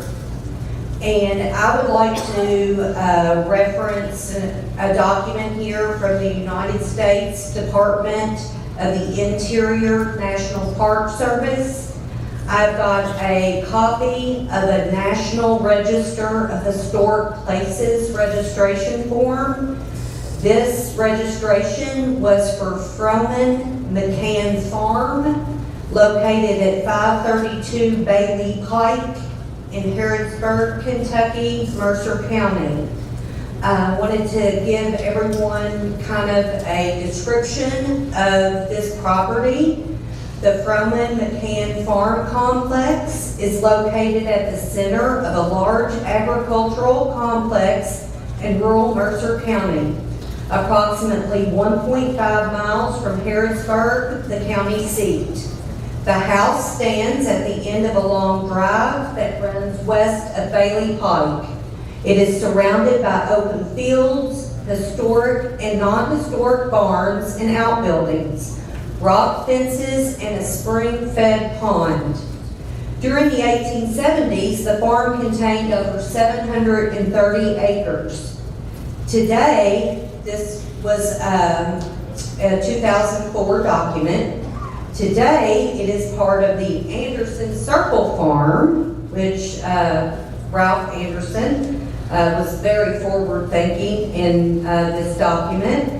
That consisted of 4,832 acres. That's what Anderson Circle consisted of at the time.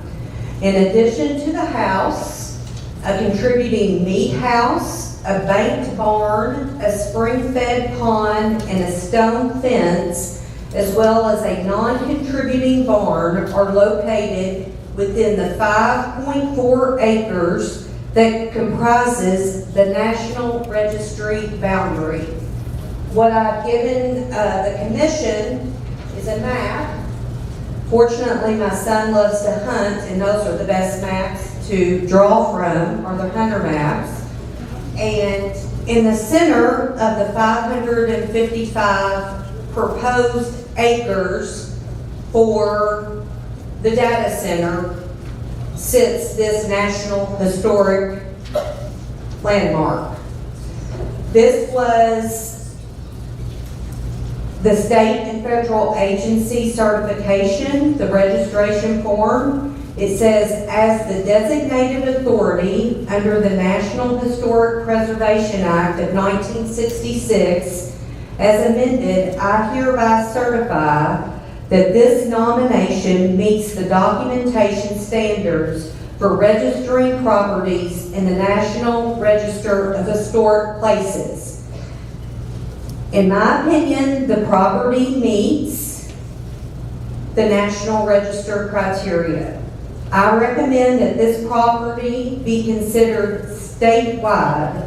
This was signed by David Morgan on May 28th of 2004, and it was entered into the National Register on July 27th of 2004. As in relation with our comprehensive plan, Harrodsburg and Mercer County, you obviously are very familiar with the plan, can reference HP 1 to HP 3. That reference is historic and scenic protection. Encourage protection of historic sites and scenic corridors from inappropriate development. Large-scale industrialization alters rural landscape context. So, thank you, Mr. Ralph Anderson, for being forward-thinking and trying to preserve the beautiful property between Bailey Pike and Moore Lane. And this is 5.4 acres in the center of the 555 acres being proposed.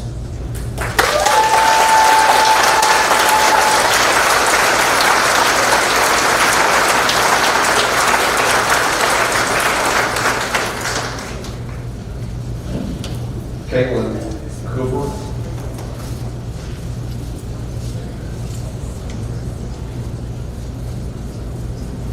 My name is Caitlin Cooper. I live at 685 Handy Road in Harrodsburg. Yes, sir. I'm coming at you from a little bit of a different angle. I'm a graduate from the University of Kentucky with a bachelor's degree in equine science and a degree in equine management. I'm the co-owner of Desmar Stables along with Mark Turner, and we are located at the former Arrowhead Farm. This farm is the former farm of the great Tom Moore. He is a legend not only in our industry, but in the entire equine community. His statue sits outside of Freedom Hall in Louisville, Kentucky, and he was the founder of the United Professional Horsemen's Association. We are honored to own his farm and to continue training the American Saddlebreds of Desmar Stables. Desmar Stables is a working horse farm that boards, trains, and breeds. Since Desmar was established 11 years ago, every single day of our lives has revolved around the health, safety, and development of our horses. We have clients from all over the United States who entrust us with their animals and who visit Mercer County frequently, contributing to their tourism. Everything we do, from how we feed, to how we build barns, to how we schedule training, is designed around one priority: the well-being of our animals. And that is why I'm here tonight. Because a large industrial data center placed near our farm, literally right across the street, is fundamentally incompatible with the care, training, and safety of our performance horses and all of the animals.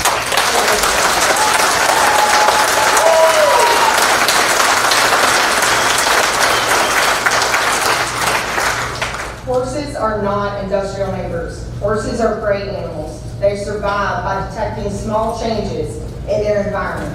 Subtle sounds, vibrations, shifts in air, unfamiliar mechanical noise.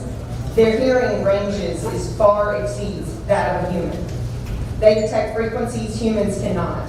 American Saddlereds especially are bred for sensitivity and responsiveness. That sensitivity is what makes them elegant, expressive, competitive. They are known as the peacocks of the show ring and are one of your largest tourist attractions during the Mercer County Fair and Horse Show.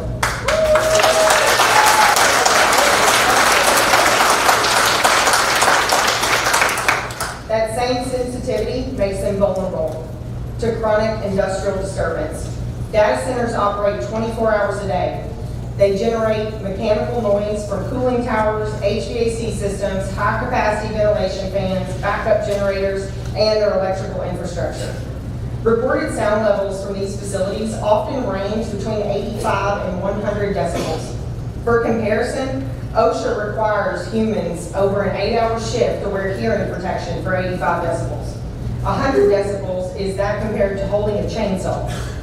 Now imagine that level of industrial hum, not only for 8 hours, but constantly, day and night, year after year.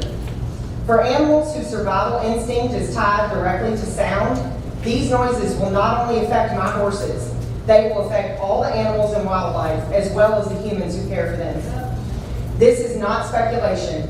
Chronic environmental stress has measurable effects in horses. Elevated cortisol levels, increased heart rate and tension, heightened reactivity and unpredictability, reduced focus during training, impaired reproductive success in breeding programs, and greater risk to injury to horses and those that ride them. We train horses for children and amateurs. We have hundreds of thousands of dollars standing in my barn for these people to ride. We put beginner riders on these animals, and a chronically stressed 1,200-pound prey animal is not an inconvenience. It's a safety risk. No responsible trainer can ignore that. Noise is the only part of the issue. Industrial facilities also bring constant truck traffic, heavy equipment vibration, backup generator testing, and industrial lighting operating overnight. Horses depend on natural light cycles for hormonal regulation and reproductive cycles. Artificial light pollution alters those cycles. Breeding farms rely on predictable environmental patterns. You cannot operate a serious breeding program next to a 24-hour industrial activity and expect the same reproductive consistency. That affects not just one horse, but entire bloodlines. And my horse farm is not the only one right near the industrial site that you all are proposing. Shawnee Farm, which is one of the largest thoroughbred breeding farms, is also less than a mile away. The equine industry combines to generate $6.5 billion in annual cumulative direct, indirect, and induced economic activity, and also creates a total of over 60,000 jobs in Kentucky. Horses consume large amounts of clean water daily, so do the pastures that sustain them. Data centers can consume millions of gallons of water per day for cooling. We purchased our farm a year ago in January 2025. And there is an irrigation system right next door. When that irrigation system is running, we have zero water pressure. So what is a data center going to do to us?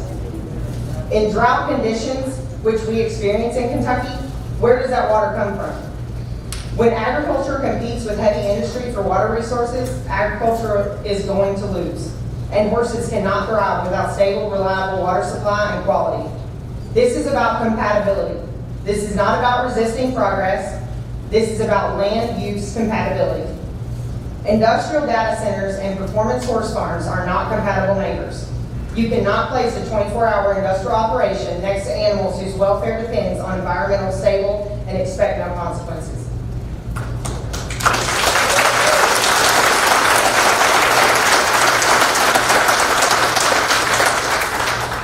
If this facility is built near our farm, our horses will be under chronic stress, our breeding program will decline, training safety risks will increase, clients will leave, jobs will be lost, and we will be forced to relocate outside of Mercer County. Not because we want to, but because responsible horsemanship would demand it. Mercer County is known for beautiful horse farms and rolling farmland, for heritage, for generations upon generations of farming families. The American saddlebred was shaped here. Our farm sits on land that is tied to that history. The Mercer County Fair and Horse Show is the longest running continuous horse show in our industry. If we allow incompatible industrial development to displace agricultural operations, we are not diversifying the economy, we are replacing it. And once horse farms leave, they do not return. We are not just asking you to protect a business, we are asking you to protect the welfare of the animals in your county, the safety of your children that ride them, the integrity of agricultural land, and the future of Mercer County's horse industry. Animals cannot speak for themselves, so tonight, I'm speaking for them.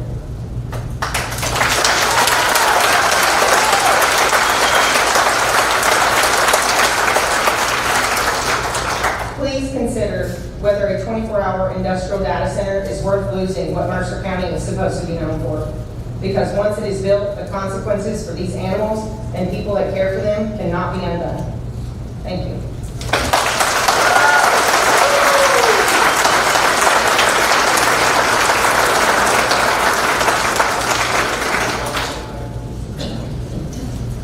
Bo Baxter. Bo.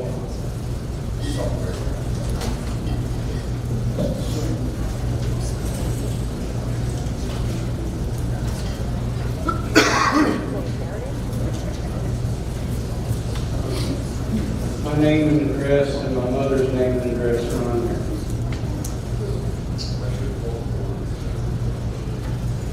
On the last page. Ready?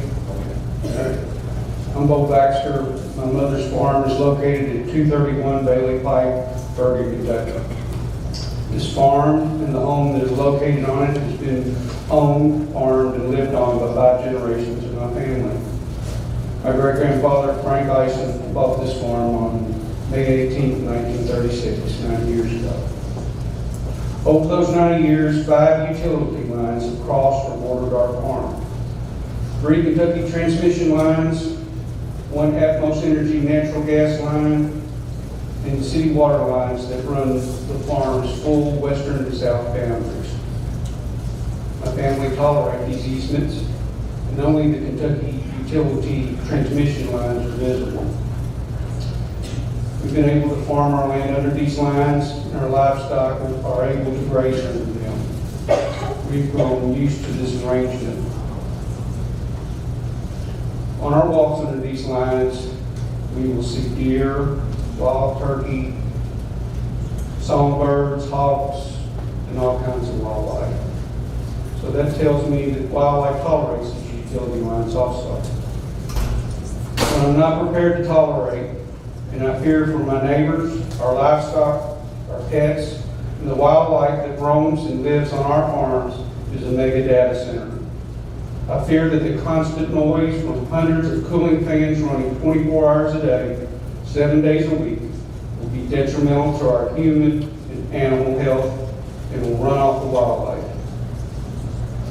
On the January 10th fiscal court meeting, someone asked, we have industrial zone land at the Bluegrass Innovation Gateway. Why not locate it there? The executive director of the Harrisburg-Mercer County Industrial Development Authority, Grayson Evans, said at that meeting, and again in his pamphlet and presentation to the Mercer County Fiscal Court on February 10th, that the site was adverse to the siting of a data center at it. I repeat that. It was adverse to the siting of a data center at it. Why did he make that statement? The answer is simple. There are not enough jobs are created by the data center to locate them on our new 950-plus acre Bluegrass Innovation Gateway that will cost $15+ million to complete. To be fair, a sizable portion of that $15+ million will come from government funds and grants. Technology is accelerating at an extremely fast pace. I venture to say that if the mega data center took delivery of all the servers they will need to start up at the center today, by the time all the infrastructure in the warehouse that will hold those servers is completed, those servers would be antiquated at the very least and obsolete at the very most.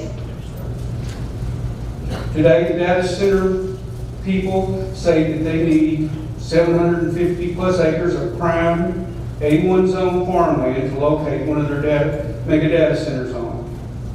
What if, in 5 to 7 years, they will only need 50 acres or less due to innovation of downsizing of servers and their ability to locate an industrial site approved and zoned for them?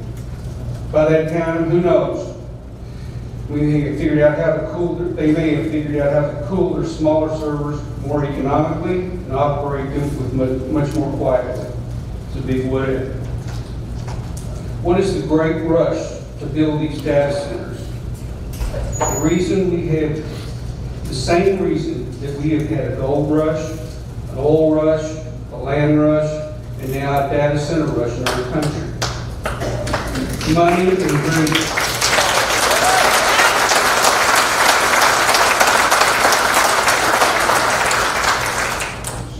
Data center companies are counting on our government and education leaders and the handful of farm owners that will sell their land to them to jump at their offer.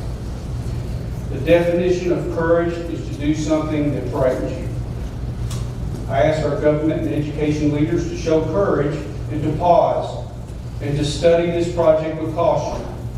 You will need much more unbiased scientific information, feedback from your community, and time to digest this information to make the monumental decision you will ultimately make. The citizens and voters of Mercer County expect this from our leaders and seek your adherence to our request. Respectfully, Will Baxter, for Mary W. Baxter, my mother.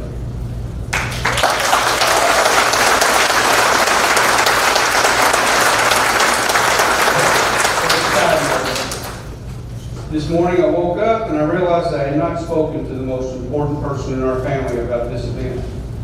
My mother, the farm owner. When I spoke to my brother and my sister and my brother-in-law about the meeting, they all agreed on one thing. Mom would fight it and vote no if she was able. Mom has substantial short-term memory loss, mobility issues, and lives at the Willows Assisted Living Facility in Harrisburg. I hold in my hand a signed copy of the We Are Mercer County Stop the Data Center petition with her signature and my signature as the power of attorney. Thank you.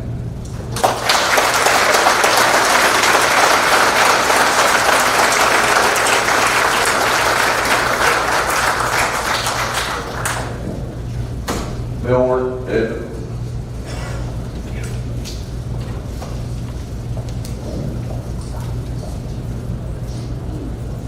Thank you all. It's Millward Dedman, D-E-D-M-A-N, 1857 Lexington Road here in Harrisburg. My comments are more about the proposed property than anything. I don't know about data centers, whether they're good, bad, but I know that property is not the right place for a data center. My grandfather sold half of Mercer County as a realtor over his lifetime, and many times he told me that that was absolutely the best farm in Mercer County, the proposed site. He was awfully proud of his own farms, but he said that was by far the best farm in Mercer County. I think it would be a shame to take the best farmland in Mercer County and put a data center on it just because it's the easiest place and the cheapest place for them to put it.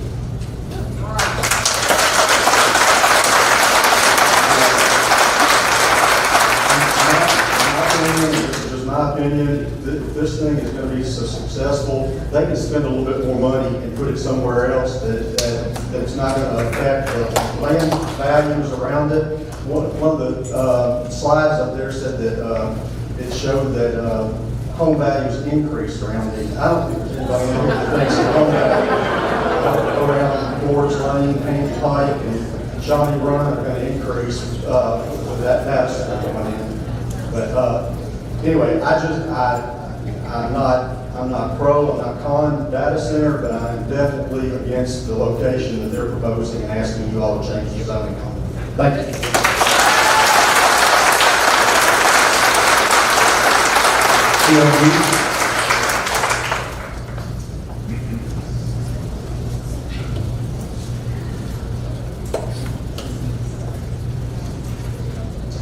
Yeast, and that's Y-E-A-S-T, and my address is 360 Shawnee Run Road. Good evening. We are Mercer County.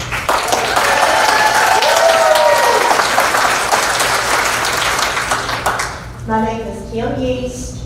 My home is 715 yards from the site that's being marketed for a data center site. When Eric and I chose this area 30 years ago, we didn't just buy the land.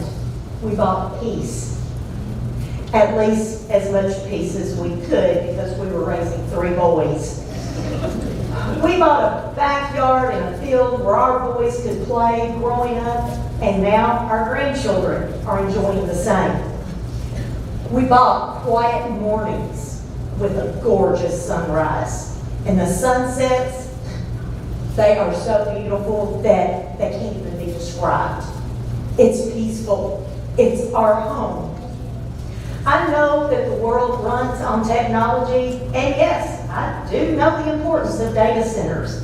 And sadly, all of us in this room have created this monster.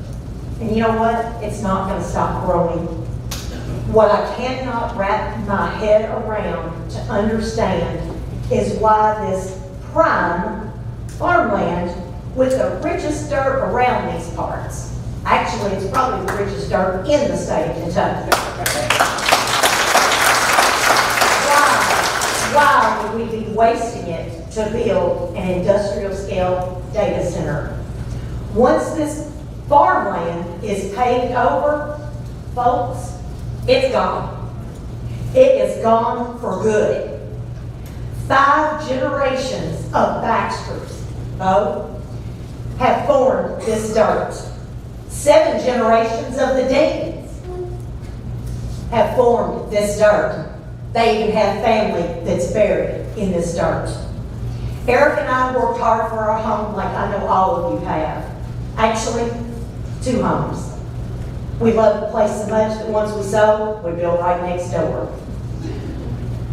We chose our paradise because it was quiet, unless the calves were weaning and possibly the trucks hitting their air brakes at the curve. But we built there because this is where we wanted to raise Norris, Ridge, and Rob. We never in our wildest dreams thought that a data center could be within sight and sound of our home. I respectfully and politely ask you to protect the current zoning.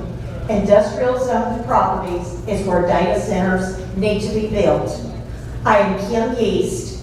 These are my neighbors, and we are Mercer County.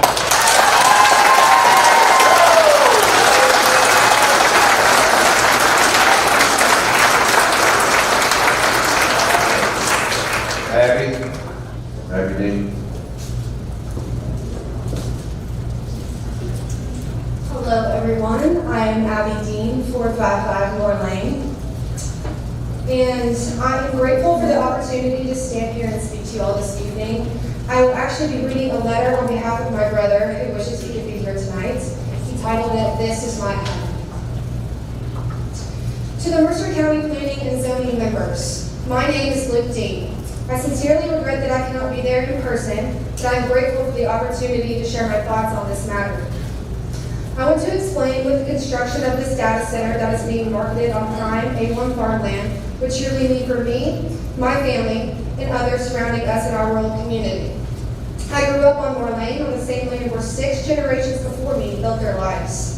This land is not just property, it is my home. This proposed site of a data center behind my home on Moore Lane will also jeopardize my family farm on Highway 33. It is where I experienced the best parts of growing up. It is where I learned the value of a hard day's work. It is where I caught my first fish and shot my first deer. It is where my memories were made that shaped who I am today. Every fence line, every field, every tree holds a story that belongs to me and my family. I always believed that one day I would be able to share those same experiences with my own children. I'm just beginning to start my family, and I dream of teaching them the same lessons I learned on this land. To work hard, to respect nature, to value family and tradition. If a data center is built at this proposed location, that future will be gone. The wildlife will be compromised and in essence disappear. The continuity of 6 generations will end in decline. We will be forced away from the only home we have ever known. There will be no 7th generation on Moore Lane.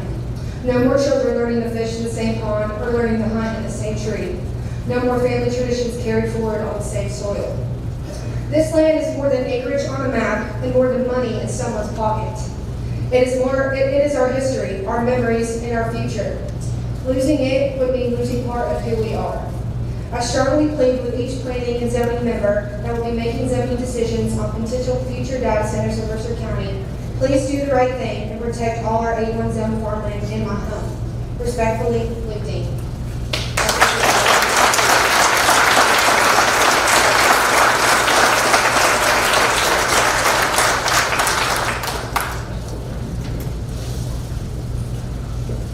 Diana Floyd.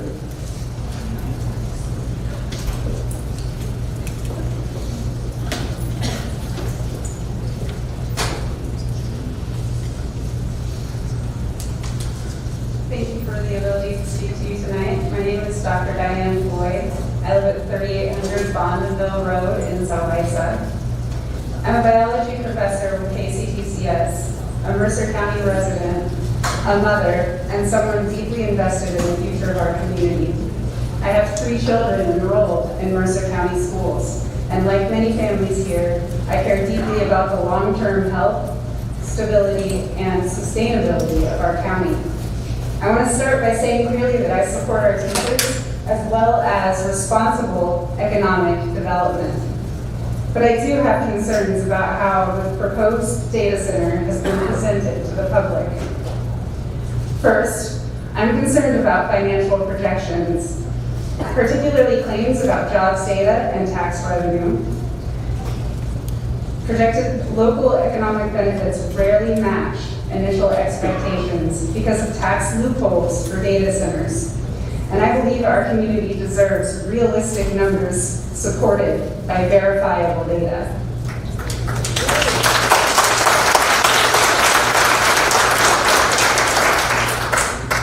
Second, I respectfully request that Mercer County bring in an independent, non-biased expert, an individual with no financial or career aspirations at stake in this project, to present both the benefits and potential impacts. And heck, maybe even someone who thinks this is important enough to show up for.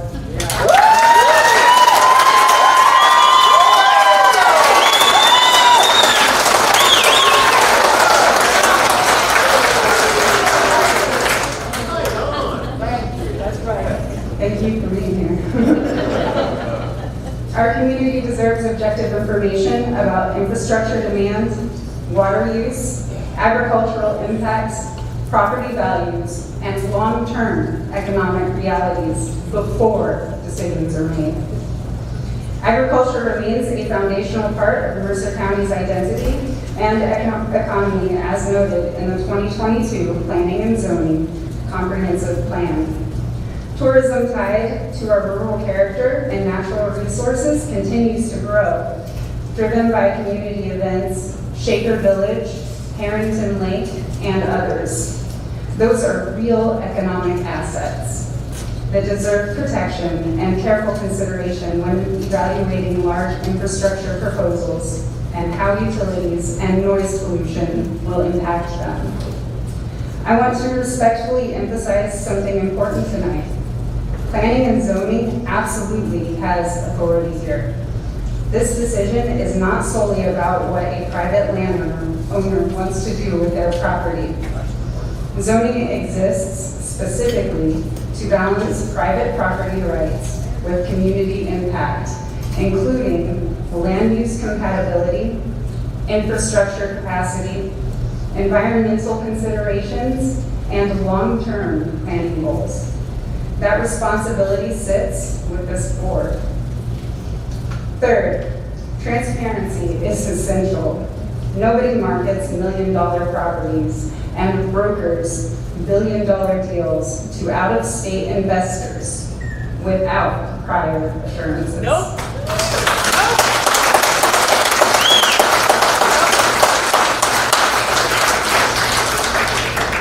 If fiscal court officials, planning and zoning, industrial authorities, or school representatives present economic or environmental claims, those statements should include clear data sources, citations to studies and official reports, and realistic projections rather than promotional estimates.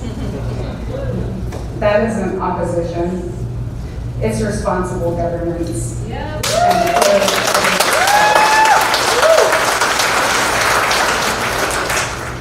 Mercer County has strong agricultural roots, growing tourism potential, and a quality of life that our families value. Economic development should strengthen those assets, not undermine them. As a parent, I want to know that the decisions made for the sake of economic growth won't create unintended consequences for the next generation. So my request tonight is straightforward. Bring in independent expertise. Provide transparent data. Ensure transparency and community input by scheduling meetings at times taxpayers can realistically attend.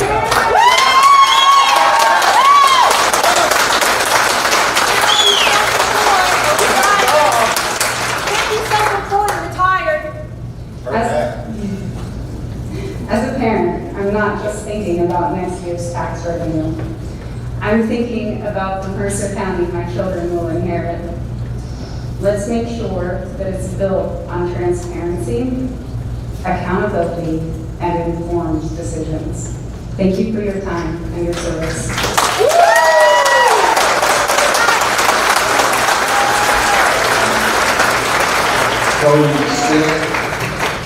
Man, if this doesn't tell you something, y'all need to be in those seats. My name's Cody Stinnett, C-O-D-Y-S-T-I-N-N-E-T-T. I live at 144 Fairview Road, Harrisburg, Kentucky. Good evening, members of the Planning and Zoning Commission, fellow residents of Mercer County, and guests. My name is Cody Stinnett, and I'm proud to call Mercer County home. Our community is a special place, a quiet, peaceful, rural county where families have farmed their land for generations. Neighbors know each other by name, and life moves at a pace that allows us to truly enjoy the beauty around us. We have no spiraling urban problems here, no consistent crime, not even a jail, and our local economy reflects that simplicity. This is Mercer County, and we cherish it, and that is the life we want to protect for our children and grandchildren. Tonight, together because of the proposed data center, threatens to challenge all of that forever.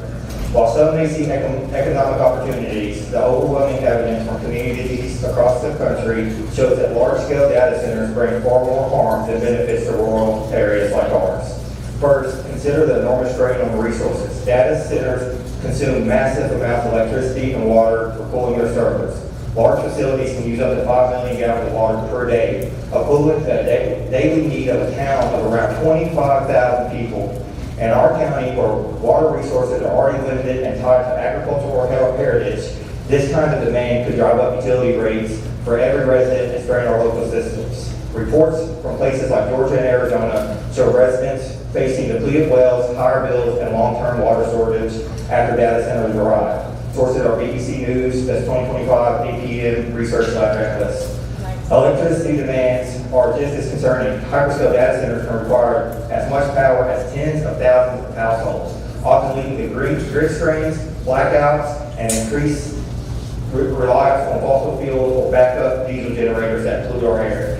In rural Kentucky, where our power infrastructure supports farms and families, not industrial mega operations, this could mean higher costs passed on to us without the promised benefits trickling down. Then there's the noise and environmental impact. These facilities run 24/7 with constant humming and cooling fans and occasional roaring from generators. Noise pollution can travel for miles, disrupting sleep, causing stress, and affecting health issues. That's reported in communities near data centers nationwide. On top of that, building on prime farmland removes irreplaceable agricultural farm forever, harming our economy rooted in farming and tourism. Mercer County's rolling fields and historical charm draw visitors. Once that's disrupted, it's gone.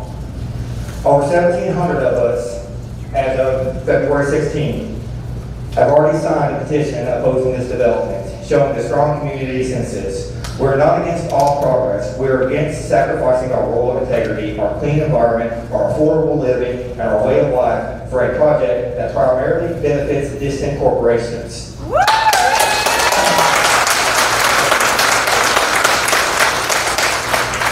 Mercer County thrives because of its people, our farmers, our families, and small businesses, not because of extractive industries that drain resources and leave lasting damage. We as a community will not stand for this. If the data center moves forward against the will of the people, we will exercise our democratic right, we will organize, we will vote, and we will hold our leaders accountable at the ballot box to ensure that whoever prioritizes how that over the community's future will be replaced by representatives who truly listen to us. Okay, we'll see. But the trust and support of the community will not follow those who ignore our forces. I urge the Commission to protect what makes Mercer County special: our quiet farmlands, our clean water, our peaceful way of life. Listen to these residents. They're the ones that know. They're here every day. Say no to this proposition. Thank you for your time.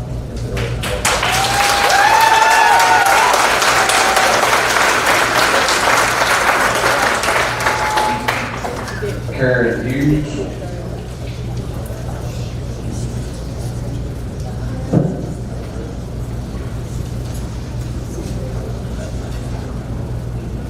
I'm Karen Hughes. I live at 365 Phillips Lane, and most of my comments eclipse what Dr. Angel has already commented on. So I'll do us all a favor and just give you the homework. I did print off an article where I gave most of my information and concerns about the noise pollution and the effects on health and sleep cycles that these data centers produce. One thing that I would like to point out to everyone, that this zoning that we need to rewrite for our county, it applies to the whole county, not just Candy Pike or Moore Lane. It's going to be every square inch of our county. And we have to get the zoning worded just right so that we're all protected, so that we all have what we want. And respectfully, I ask you to raise the bar so high that the data centers will just go somewhere else.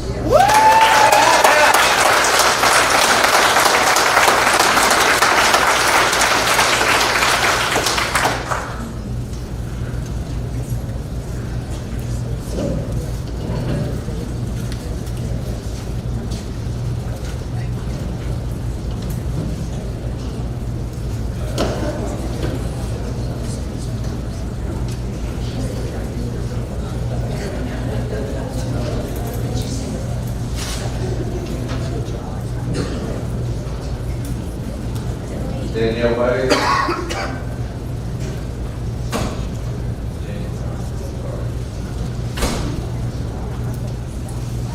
want to thank the commission, citizens of Mercer County. I'm going to approach this from a little bit different perspective.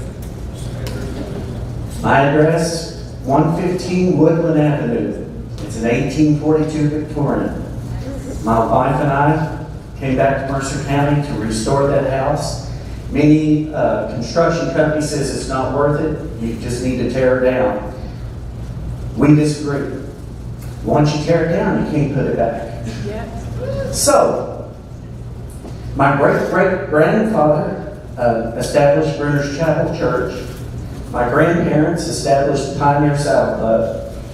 My father was a state trooper here in Mercer County for many years, and for those of you that received a ticket, I apologize. I hope it wasn't too expensive. My mother ran the Cuddy Hay cheese store across from the railroad track when Cuddy Hay shut down.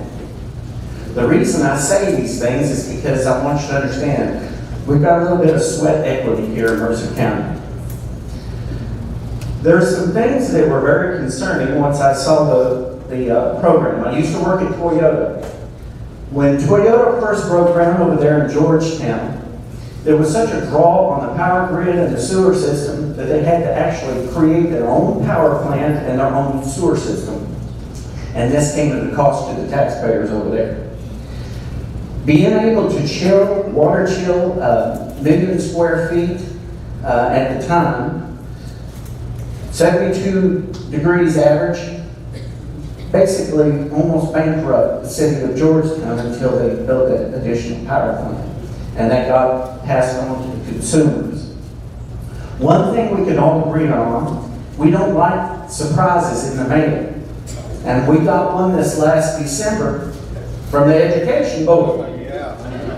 So, I would just beg for you all to seriously consider the impact if promises made are not always promises kept. Can you imagine your constituents if they got an electric bill or water bill that spiked because of this data center? It wouldn't be pretty. And you all got tough jobs. I commend each and every one of you. I've sat in that position before, and it's not easy, especially when you have to answer to the taxpayers. Not too long ago, there was a farmer that lived on one of our neighboring estates that was courted heavily by one of the data centers. They offered him $60,000 an acre, total of $15 million. And he turned them down. And one of the people from the local media said, why in the world would you turn them down? That's 10 times the money you see in 10 lifetimes. You can take care of your family. He said, that's exactly what I'm doing.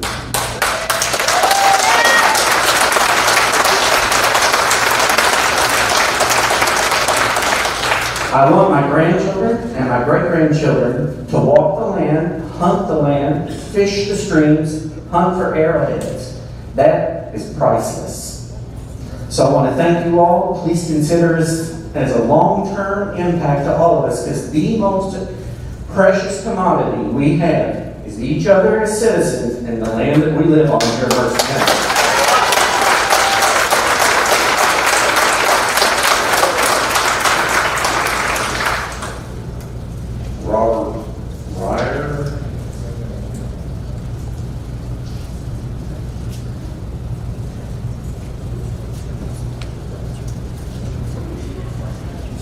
Ed Beater.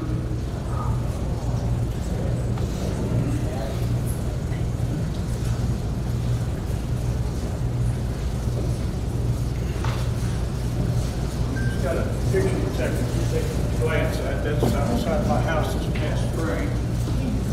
And flood.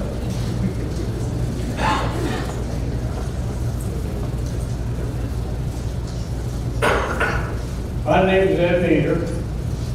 I live in Moore Lane near Handy Pike. The property in question borders our property on the back and on one side. My home is literally 110 feet from this boundary. As you have already heard, there are many issues with this proposed site for a data center. One of my main concerns is the water runoff. I speak from personal experience as to the current water issues. The area around my property and Moore Lane sits in a bowl-like setup. All the surrounding areas on higher elevation. The water drainage in this area flows down to Moore Lane. Once the water accumulates in this Moore Lane bowl area, there are no dominant streams in which the water can drain from this area. It has to perk out from an underground system called an aquifer, which is formed by the dissolving of soluble bedrock, which is primary limestone and gold mine. It takes a number of days for this water to recede. From what I understand, this water received by the aquifer. It feeds Harrington Lake, it feeds Kentucky River, which is a source of many communities' water nearby and downstream. During high water events, we have had flooding on Moore Lane at Highway 68, Handy Pike just past Moore Lane, Shawnee, and Handy Pike at Highway 33. And we are all aware of the serious flooding in Bergen such as occurred this past year. I have pictures here of my front yard and driveway, my mailbox, almost covered, and I couldn't even get out my driveway. The area near my home was impassable for almost 2 weeks. Increased high water events will not only become an inconvenience, but could become a serious safety issue in that area where emergency vehicles such as fire and ambulance will be unable to access the needed areas. I understand this past spring flooding was a rare event, but with the current weather patterns that seem to be developing, are these events going to be more common with sudden runoff from the proposed site?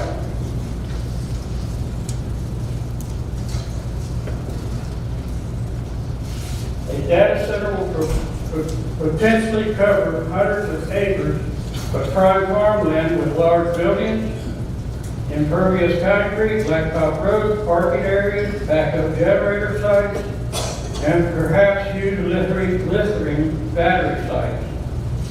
This will remove land that normally would perk rain and release said rain at a slower rate. The proposed data center will cause flash runoff. Pollution is another issue. As mentioned before, the site not only acts for slow water release, but also acts as a filter to remove pollution from the rainwater. These sites use enormous amounts of water for cooling. Estimates run from hundreds of thousands of gallons to millions of gallons of water per day. It is estimated that 80% evaporates while 20% is discharged. Even though 80% evaporates, the chemical pollution will settle back onto the buildings and surrounding areas. During rain events, this pollution will flow into surrounding areas and enter the water system. It would appear that this issue, as well as a good many others already mentioned, need to be carefully considered prior to a decision being made as to the advisability of developing such a site in our area. Noise pollution, constant humming, greenhouse gas emissions, backup diesel generators, massive electricity use, lithium batteries, construction issues. Look at the road system to this site. It's completely inadequate. More studies and gathering of information from reliable sources, not just one, need to be done. It seems prudent that a moratorium be put in place for a period of time in order to study the issues before us. Thank you.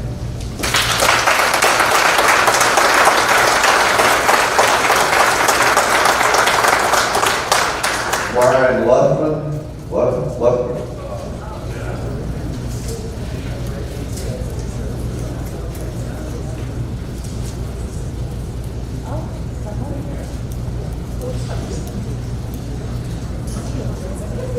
Hello, thank you, Commission, for letting me speak tonight.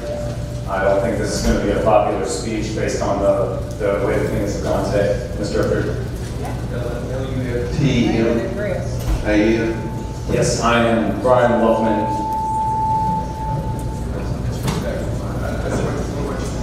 Okay. Yeah, address is Lexington, Kentucky. My office is at 333 East Short Street in Lexington. And yes, I am not from Mercer County. I started a business about 15 years ago, owning farmland in several counties, and Mercer County is one of them. And I've got a lot of friends in Mercer County that do a lot of business here. I farm a lot of farms here, and I'm not a developer.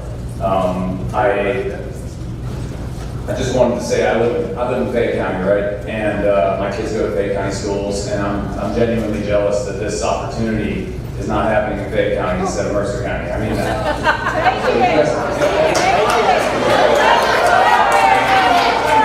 so Mr. Partridge, we've listened to 20 people in a row talking in opposition about this, and not a single person has spoke up or cheered against them. And I would would hope that they would maybe respect the opposing view of that. You'll pay taxes So, actually, do you pay taxes here? I do. So, yeah, so I do pay taxes here. I own property in Mercer County, and I pay taxes here. Everyone gets the opportunity to speak, and you do not address him directly. So, please, I mean, it's been Mr. Luckman, it's not direct them either. Yeah. All right. What it does. All right. Fair enough. So, the bottom line is, this is happening because we can't all agree. That everyone is here because I mean, if this was an obvious choice, then why would we have a meeting, right? There's no way everybody's going to agree on this. I think we can all agree on two things. One, that county workers, city employees, teachers are probably all underpaid. I think we can all agree on that in the room. I think we can all also agree that prime farmland is an incredible precious resource, right? I don't think there's any disagreement on any of that. So that's why this is a very difficult conversation and a difficult topic, because some of the numbers that have been uncovered by Bergen Superintendent and the Bergen School District and Mercer County's economic development have been pretty incredible numbers. And so they haven't been brought up much tonight, and that's what I just wanted to bring up, is that if your county workers and your teachers can make enormous pay increases, and the budgets of Mercer County can enormously increase, how can that be just ignored? And so I just want to say that if the Planning Commission listened to neighbors who are in opposition of every single development of all time, there would never be a development. So that's why you have a difficult conversation. You need to make a decision that's good for the Mercer County as a whole, and listen to the entire, take the entire thing into effect. And I really do not, you have a difficult decision to make. So I want you to know that I have been approached about my farm in Bergen for many, many years, from solar developers, from all kinds of other developers, and we've turned them down because we didn't think it was the right thing to do, and we kept it as a farm. I've owned that farm for 10 years. When people started calling about a data center, I didn't know about a data center, just like the rest of you. I did not do this on my own. I didn't get to pick which farm they're calling me on. I've had so many phone calls on that particular property, and I figured out why. There's high tension, power lines that go through the property, and it's in a perfect location near the power plant, and it's big flat farmland that they can develop. So I've had so many phone calls about it, and I started asking the utility, is there enough power there? The answer was yes. And I called a broker, an international or a national broker, asking if this was a legitimate site, and they said yes, and they marketed it, please. And there actually is an opportunity here where a global data center, a tenant would come in and would be paying a massive amount of property tax to be in this county, because there's a good opportunity for them to put an efficient data center in that spot. We didn't get to pick the place. And so they called us. I reached out to the county officials after I realized that this is a very lucrative site for them, and said, is this something you would consider? And that's what they're doing, and I commend the county officials for doing the research and the work that you're doing to try to see if, yes, there's going to be opposition to this. Yes, there's uncertainty. Yes, development always brings uncertainty and lots of anxiety, right? It always does. But the bottom line is you have to decide, is this a financial and economy boost enough that's worth taking the risk? And that's a very difficult conversation that you guys have to have. But I will tell you, if you put a moratorium on it, and if that's the choice, this is a competitive market, okay? And Oldham County chose to not do it, and so they chose to not compete in the market. And some other county got that data center, and they're not gonna get it. And I would love to hear from the Oldham County teachers, fire department, schools, etc., that didn't get that boost into their budgets. And I would love to know if their teachers feel like well, shoot, we missed an opportunity to get our pay increased and to make our facilities better for our kids and our education better. And I understand these are financial issues, and I know there's way more to the story. But the bottom line is, they missed an opportunity. And if Mercer County chooses to put a moratorium on this, these data center developers are probably going to go right across Harrington Lake into Virginia County.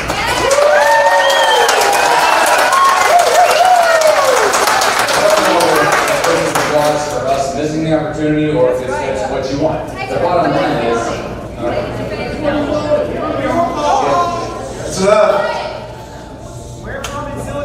if this county doesn't want it, that's the decision of this county. Question and answer from the audience. He's directed at us, and you need to let him have his opportunity to speak, just like you had yours.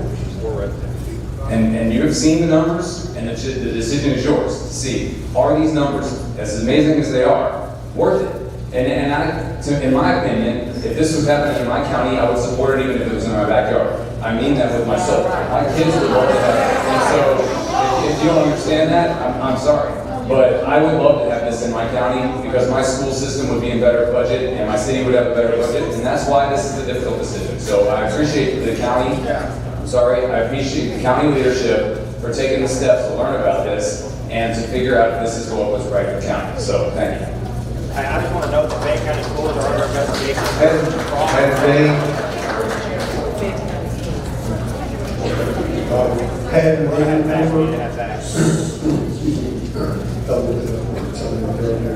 Four 55 Moore Lane.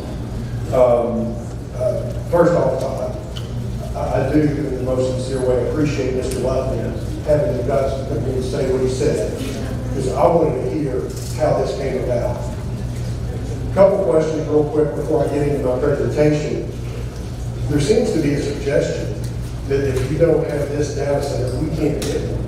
I think there needs to be transparency with our industrial foundation to ask them, have they been approached before by data centers? I want that question answered by that board, because if that's the case, then that's a total counter to what you just heard. I don't ever come to these situations with people like you unless I've got a solution. I never complain about something if I'm not going to contribute to it, and I'm not going to try to see it through. I came back to this county and I had lots of other opportunities. I wanted to make a difference here in my community. I pay taxes here, I've coached here, I worked on every board here, I taught Sunday school for 17 years here, and I know every one of you, mostly. Or I've taught your kid, fussed with me about playing with open soccer. The other question I want to point out is, we are Mercer County, and I tell you who's not Mercer County is whoever's going to own this data center.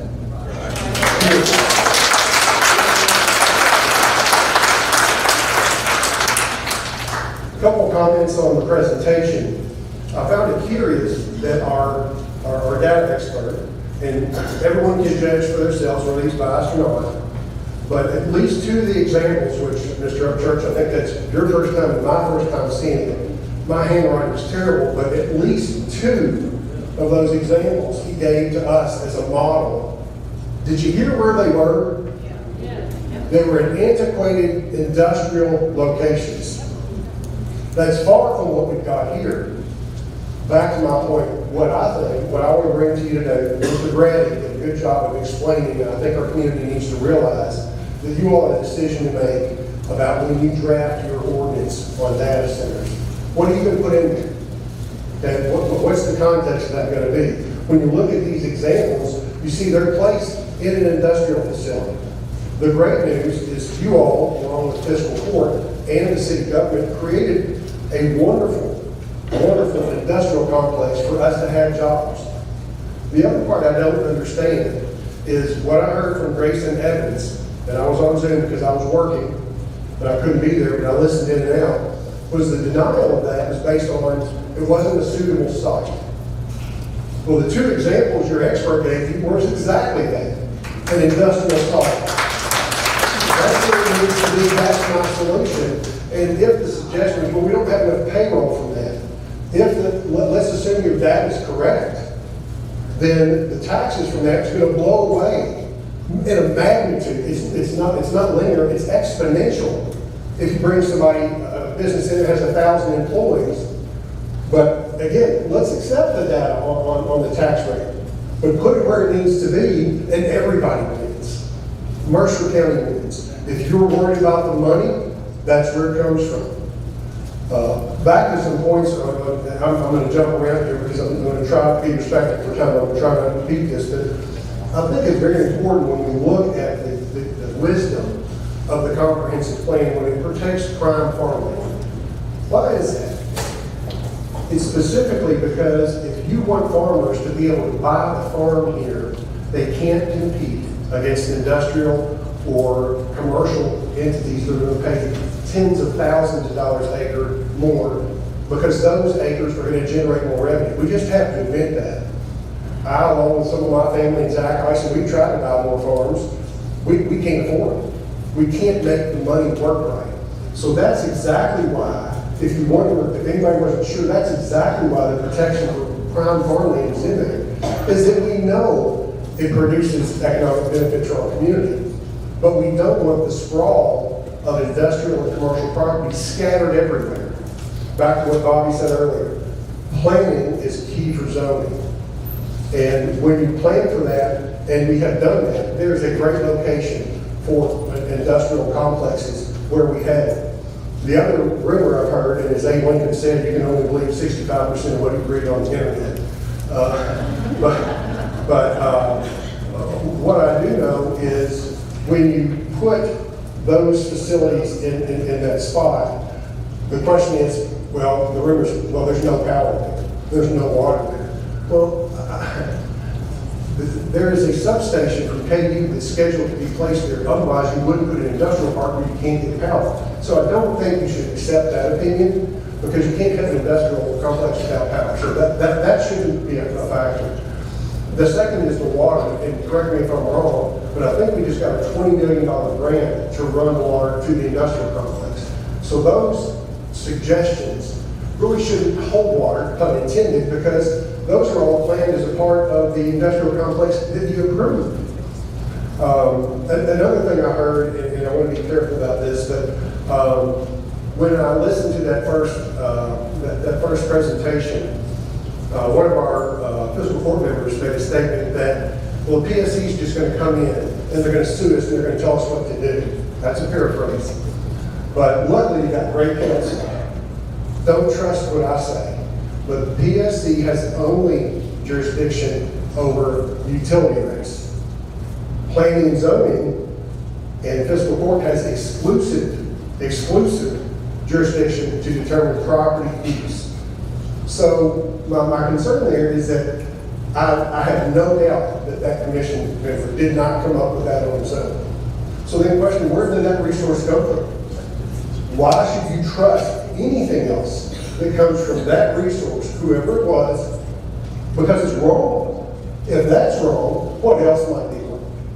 But at a minimum, respectfully, you all been sued before, you're going to be sued again. But the idea that the PSC and the government's going to come in and do something and you may as well go ahead and prove it, that's fallacious, that's wrong. Please don't fall into that.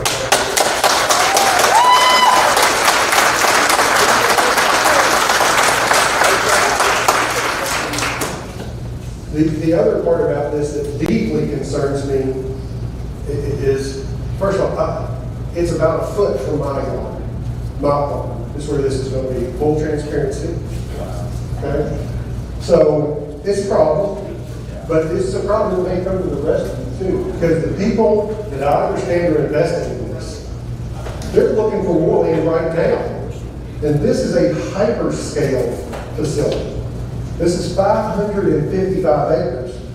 The biggest that I heard him talk about is 1,500, 2,000 acres. Well, if you do the math and you look at the math, if there's a technology overlay, that's what it's going to be, and you can do it just where power lines are, guess what's going to happen? That power line runs from the very eastern part of our county all the way across the heart of Mercer County. And that assumes that's the only power line to put in, because they can do two things. Okay, you can come in with eminent domain and create more, or you can agree to have a power line come across your property. So consider that. If you do a technology overlay, well, wherever the power line is, and we assume that's the only place it's going to be, think again. Because if not, do we want to be known as Mercer County as the biggest data center location in the United States? Because that's on the table.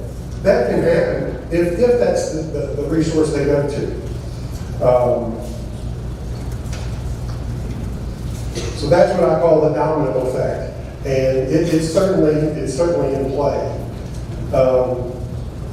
One other thing, back to the revenue aspect of this, one thing I think you're not going to find in your comprehensive plan, nor do I ever think you're going to see in any comprehensive plan, is that the revenue and tax base that comes from your zoning drives the zoning.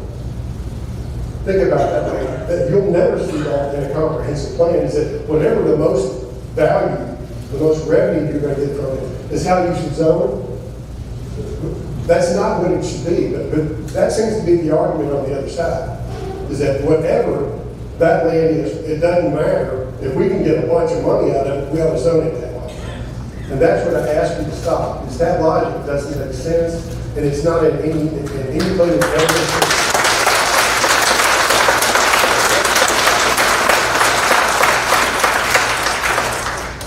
I want to close in saying I appreciate everyone. I know most of you very well. I appreciate council having to develop the ex parte rule. I understand that from what I do all the time. I want to make sure my clients don't try to talk to judges. But with that said, I understand that this is tough for you, and I don't act like it's not. But I do hope you listen to us. We're not evil people. We're landowners. We've been here. This is my kids. With any luck, knock on wood, soon enough it'll be an 8th generation because my son will be here in June. So I just hope that grandchild and I can catch that fish in the pond right across the property line, which is right in the middle of this data center. Thank you.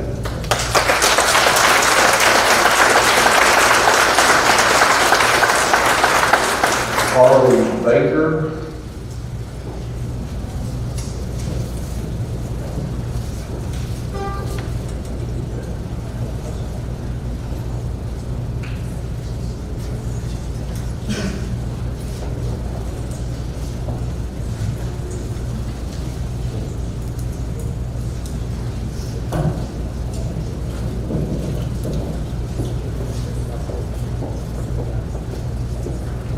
Chris Lamont.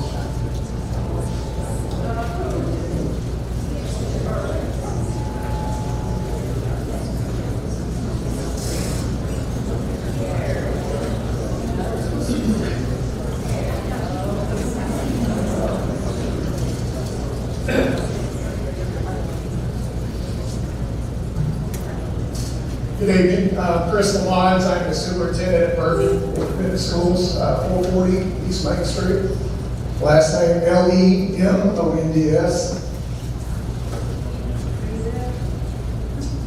Before I talk about the school district, I want to acknowledge something up front. I understand that for property owners who live near the proposed site, this isn't just a development project on paper. It's something that could affect your daily life, your property, and your peace of mind. Those concerns are very real. They deserve to be heard and taken seriously. Growth and progress can look very different depending on where you sit, and I don't dismiss that. At the same time, as superintendent of Bergen Independent, I would be remiss if I didn't speak on behalf of what we as a school board believe is in the best interest of our students and the broader community. Decisions made here don't just impact one parcel of land. They shape the future opportunities available to children across Mercer County.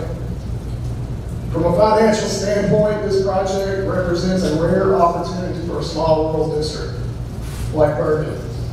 An increase in assessed value of this scale can greatly strengthen our financial stability for years to come. That stability means real things: modernized facilities, stronger safety and security measures for our children and our staff.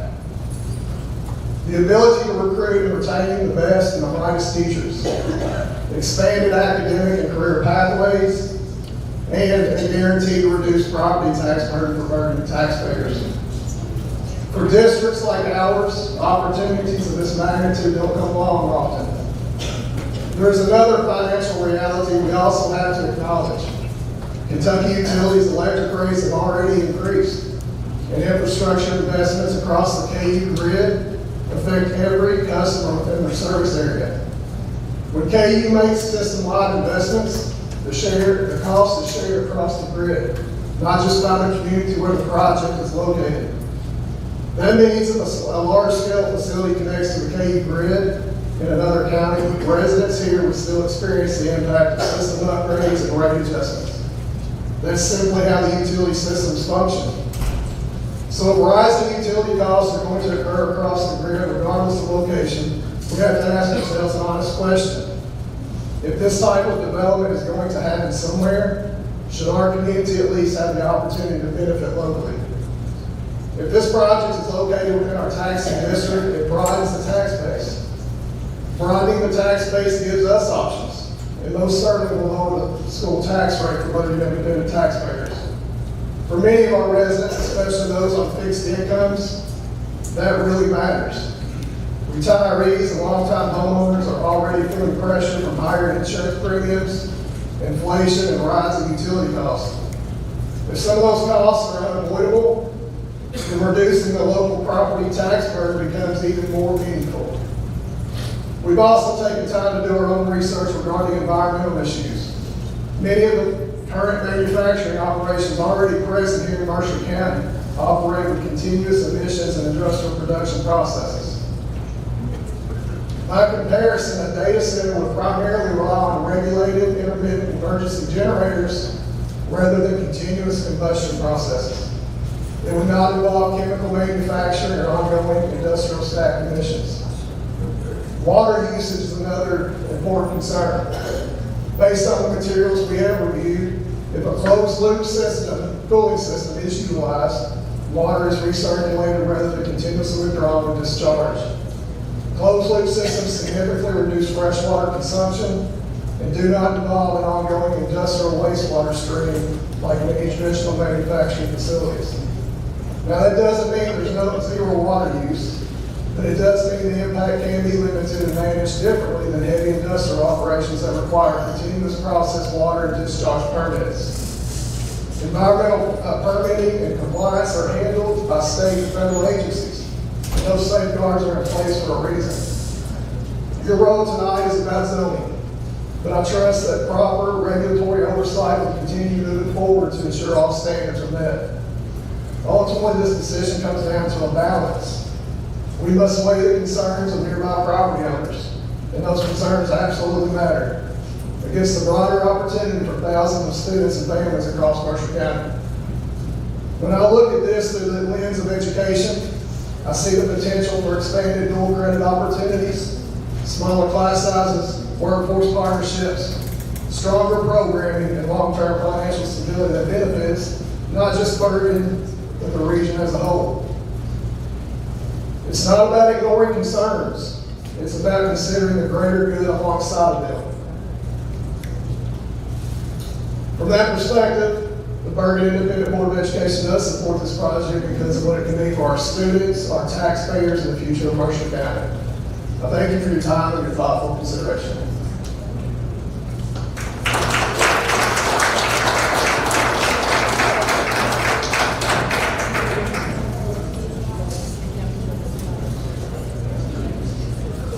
Kelsey Kirsch.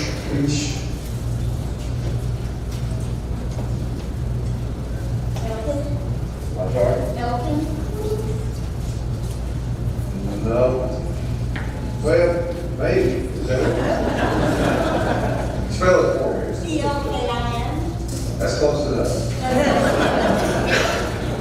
I'm so sorry. My handwriting is not good. Yeah. My name is Kelsey Elkin. I live at 309 High Street in Bergen. I'm coming at this with a whole different perspective. I'm 60 years old and I'm on disability retirement. I bought my house in September 2024 for $126,000. Put a lot of sweat equity in it and I'm thinking I was going to die there. My property taxes are more than 8.5% of my income. My water bill is 8% of my income. And my electric and natural gas bill, eat another 7%. The economy is tight, prices have skyrocketed. I've cut back on my medicine, I eat one meal a day, and it's usually ramen. If the data center comes in, bringing higher water and utility bills, I'll not be able to afford my home. Nobody who is looking for a house in my price range will be able to afford utilities on my home.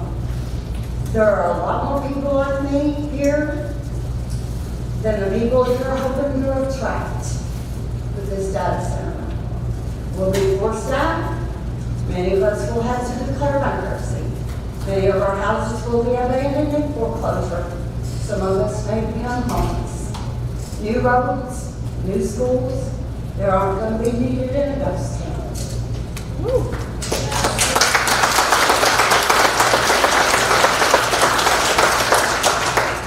I urge you to take this into consideration. I know that there are a lot of people here that have got a whole lot more money than I do. I don't have hundreds of acres. I don't have hundreds of horses.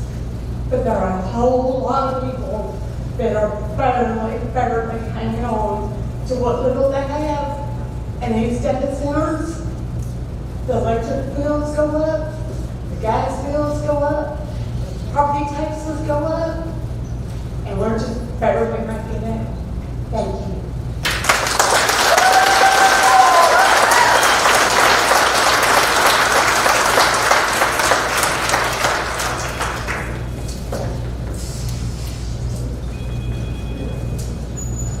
Nathan,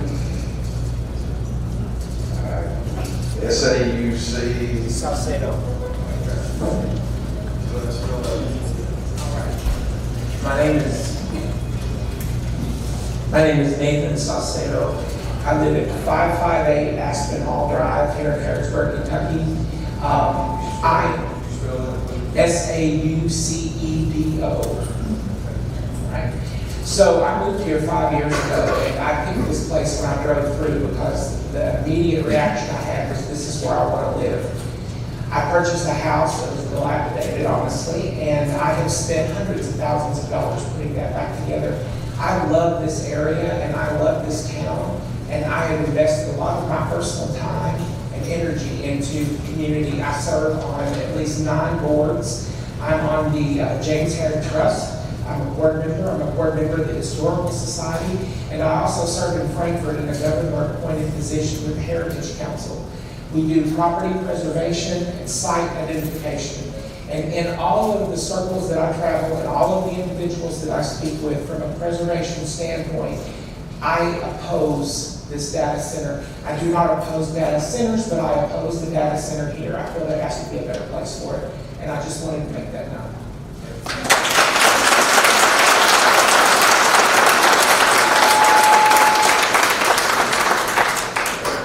Noel Rowe. Noel.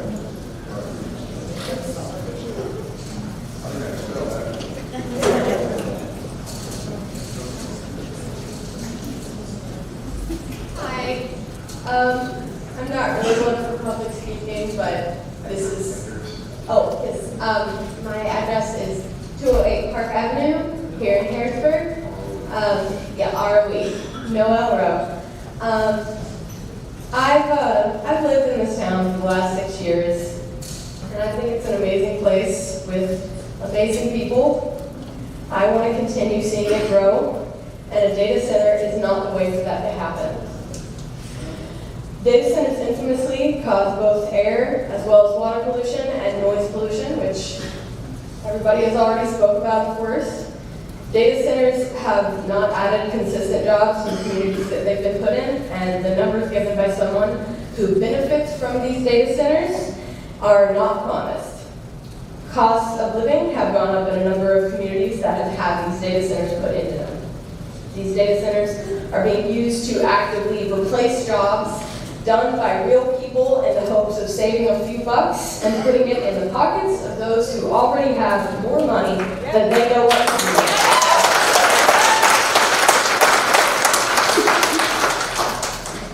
And just because something is put in a rural area doesn't mean it doesn't cause problems. The farmers that live in these rural areas deserve clean water, good water pressure, and clean air like anyone else. Memphis, Tennessee is one example of how these data centers can wreak havoc on communities. I am against this data center as someone who cares for the environment and who cares about people. And it is heartening to know so many others feel the same. Thank you.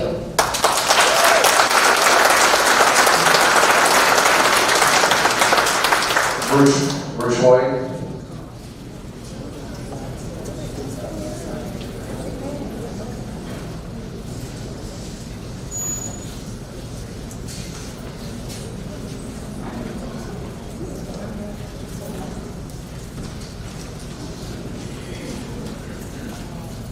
I'm Bruce Wade. Can you hear me? I'm Bruce Wade. I live at 69 Henry Road, Harrisburg.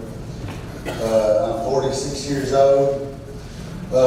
Married, 2 kids, family, lived in Harrisburg all my life.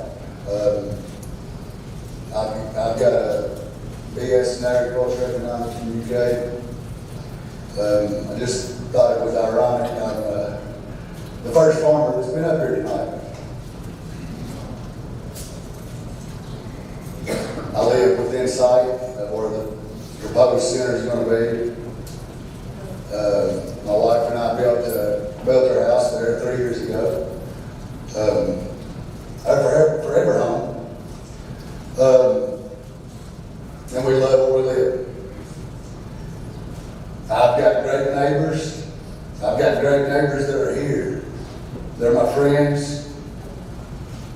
I've got great neighbors that's on the pro side, and I've got great neighbors that's on the con side. I've got great neighbors that's helped me out along the way getting started.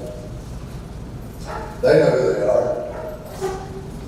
I've got some neighbors here that's not so great too. I'll just be honest.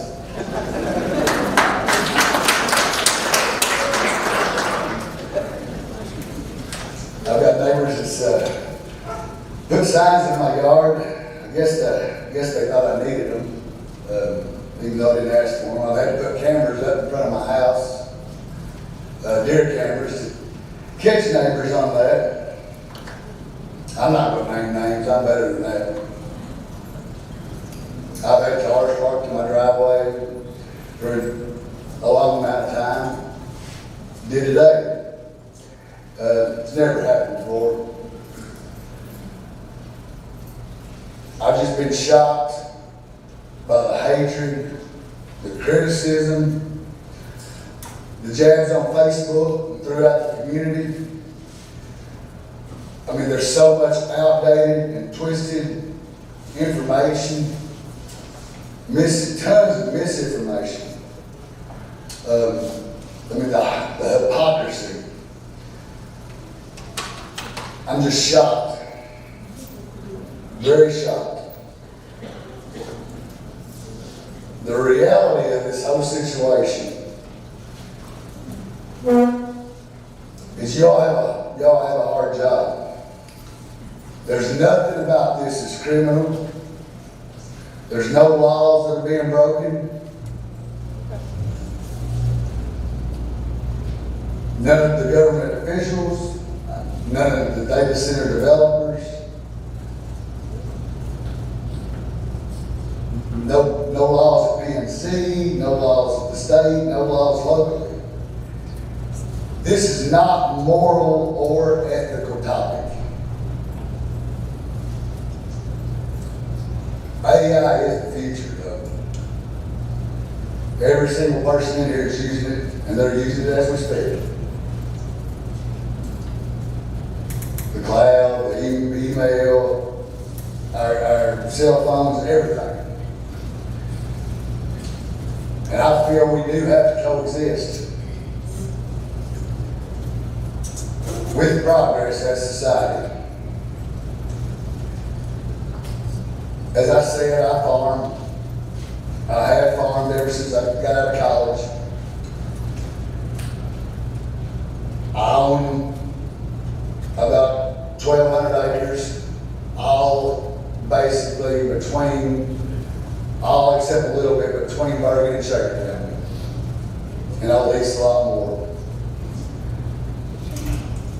And I've heard a number of people get up here and talk about being their home, and it's the 6th generation family farm, and I feel for those people. I understand it. But I don't understand either. Because I don't have any 5th generation family farms. I bought them all. They're not paid for, but I bought them. And I believe we have to coexist, and I feel like we can all get along. It's going to be a problem no matter what, and we're all going to disagree no matter what on development. I don't care if it's a subdivision, a data center, solar panels, Hitachi, Bay West. There's all going to be disagreement. And I understand that if it's in somebody's backyard, include my own. I mean, I feel for those people. But if it's not in our backyard, it's in somebody else's backyard. I'm a proponent of agriculture, development, and preservation. But we have to do ultimately what's best for Mercer County.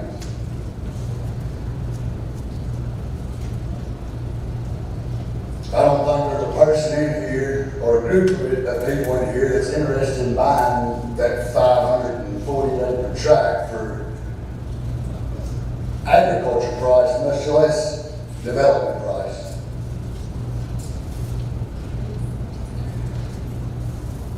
Basically, what I believe in, 3 things I want to address to y'all. I believe in landowner rights. It's basically self-explanatory, but if you want to hear the Google definition, it's legal entitlements of owners to possess, control, exclude from others, enjoy, or sell or transfer as they wish.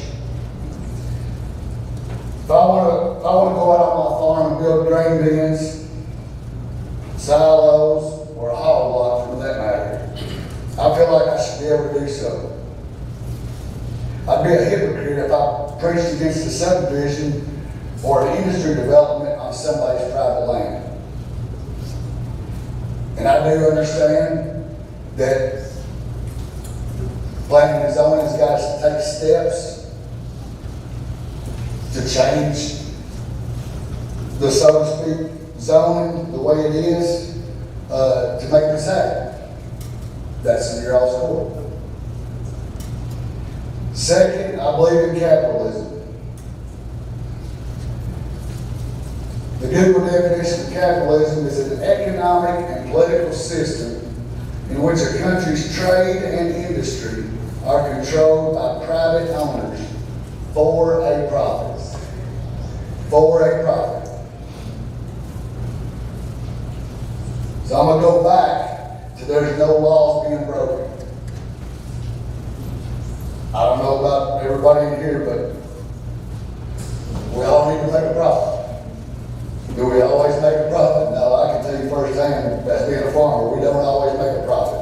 But that's the plan. And I'm not arguing the salary of anybody in here. I don't care personally if you're a doctor, a lawyer, a teacher, a farmer, a plumber, I don't care. I hope that they make as much money as they can.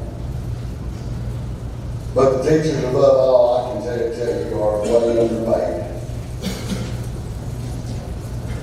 Along with the law enforcement. The law enforcement's way underpaid. And finally, I believe in democracy.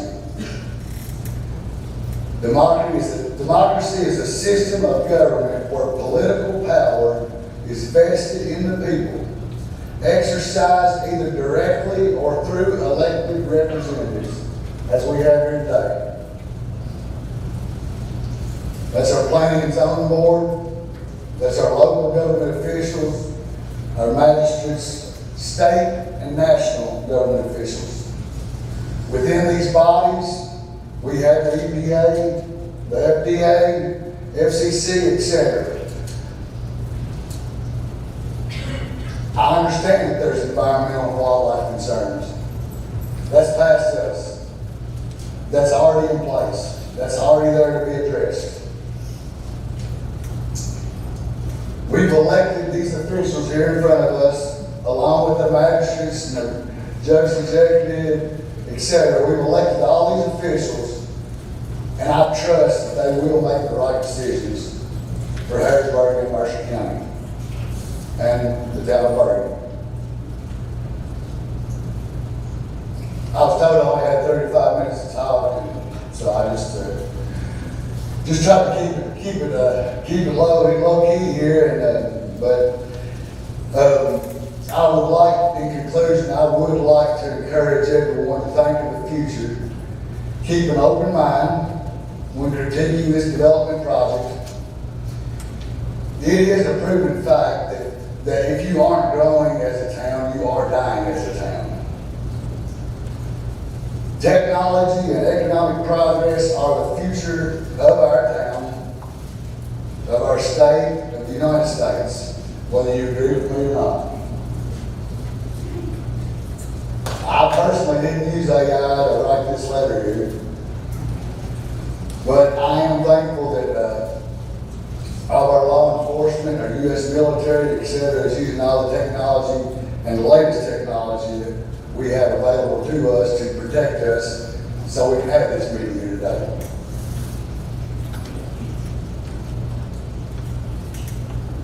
We as a society have to operate as efficiently and the most economically possible. We have to stay at pace with the rest of the world. I just encourage everybody to see the facts and not let your own personal selfish desires get in the way of making the best decision for Mercer County. Thank you.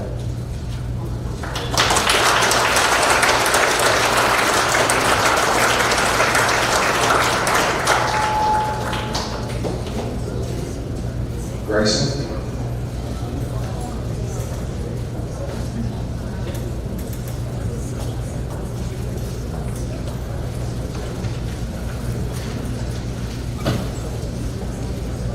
Grayson Evans, EPAMS. I am the director at the Harrisburg Mercer County Industrial Development Authority. To the members of the commission, thank you for the opportunity to speak. Last Tuesday, I made a presentation to the fiscal court on facts concerning data center development in a rural community like ours and what it could look like. I've printed a couple hundred copies of that brochure that I'm happy to share with the public, and I'd ask that summary be included in your written record of testimony at the appropriate time. As I understand the current situation, I believe what would be most useful to you all in the commission isn't to give personal opinions about data centers, whether they're good or bad, but to provide recommendations and feedback concerning how planning and zoning can responsibly regulate data center speculation and development in our community. Rather than talk about what these things are and aren't, two things I'd like to talk about. Planning and zoning recommendations in Texas. From a planning standpoint, it's my understanding of our community that via both LG and EKU and East Kentucky Power Cooperative, there exists several areas where the generation and transmission capacity for hyperscale data center development exists. These areas will be attractive to the outside world. No matter what we do, inquiries about this kind of development will be coming to our community and to the region. The Public Service Commission has already approved new generation capacity to support hyperscale development in our region. As a matter of fact, we are already paying for these upgrades at E.W. Brown as LG and EKU customers. This all but guarantees that hyperscale development is likely coming to our region. If not in Mercer County, then very likely in nearby counties without planning and zoning. To that end, the provisions of any ordinance that you might recommend will likely be examined by developers and companies with deep pockets, to the point of many of my friends and neighbors here behind me. Hyperscale data center capital stacks are typically in the multiples of billions. Because this is the case, I implore the Commission to build a responsible, protected hedge around the concerns voiced by our citizens here today. Listen to their concerns about noise, light, water consumption. and other issues, and do the very best that you can to address those concerns. You all have a very tough job to do here, and I commend you all for standing before your own friends and neighbors with the weight of the world on your shoulders. I could bore you to death with particulars and my own opinions about data centers and how they should be regulated before, during, and after construction. But I simply ask that you all establish a regulatory framework that would require prospective developments guarantee exceptional stewardship of community infrastructure and natural resources. Responsible ordinances do exist in other states around the country where proposed data center developments are required to execute community benefit agreements, fully funding the cost of their infrastructure needs and setting up endowments to local governments to more than offset their burdens. I'm not suggesting that you all have to recommend any kind of an ordinance, but if you do, I hope that it will protect our community's infrastructure and budgets from predatory business practices. Proper ordinances can practically guarantee that communities' water and wastewater rates will be unaffected by this kind of development. As an example of what can be accomplished, Meta announced a large project in rural Indiana last week where the community benefit agreement was executed routes over $75 million in private funding to the fortifying of municipal water and sewer infrastructure. I don't know, and I can make no guarantees about whether or not we will find ourselves in that kind of a position. But the large companies that have an interest in large properties with high voltage transmission for hyperscale data centers do have access to transformational capital, and this is one area where trends around the nation have made it popular for these corporations to make it right, if you will, with the communities where they choose to locate. Concerning tax revenue, I do wish to inform you all at a high level of the very real capital injection that our community could receive if hyperscale development was occur. LG&E KU has access to generation and is building generation and has the existing transmission to serve loads well over 500 megawatt hours on a limited number of parcels in our community. Using 500 megawatt hours as a baseline, with input from the Cabinet for Economic Development, Ryan Consulting, and Mr. Roberts from Parkco Strategies, I developed a revenue forecast that I will share with Patty for your review, only if appropriate. A good rule of thumb in this sort of development is that building a hyperscale data center requires between $10 and $13 million of upfront capital investment for every megawatt hour of planned facility size. In summary, the local tax liability of such a facility, if we make an assumption about 500 megawatt hours, could climb higher than $60 million a year across all local taxing jurisdictions at full build-out. Keep in mind that this is a hypothetical calculation that is based upon an assumed amount of power use. We can't provide concrete numbers until such a time as there's some sort of pro forma for the industrial authority to review. As I mentioned in my presentation to the fiscal court, this would more than triple the community's property tax base. In the long term, access to this level of revenue could exhaust debt, construct brand new schools and recreation facilities, repave roads, expand or construct new water and wastewater sewer treatment facilities. All of this sounds great, and admittedly, there are numerous challenges associated with this kind of development, and I stand on the decision of the Industrial Authority Board not to actively advocate for this kind of development or recruit these sorts of industries. This is your decision to govern how our community is run. Like I said, while all of these benefits that I am talking about do sound great, if we don't do a good job of planning, we won't succeed. And many of the concerns raised by our citizens today could have additional credence. You all have a really hard job to do, and I thank you again for being willing to hold the line for our community and face challenging real-world issues like this one while considering every member of Mercer County's population. Thank you.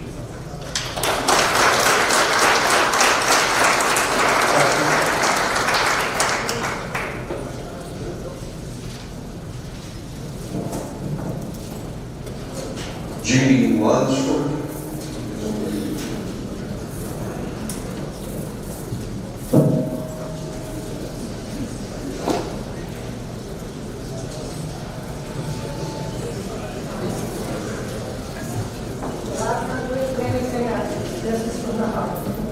God guides me.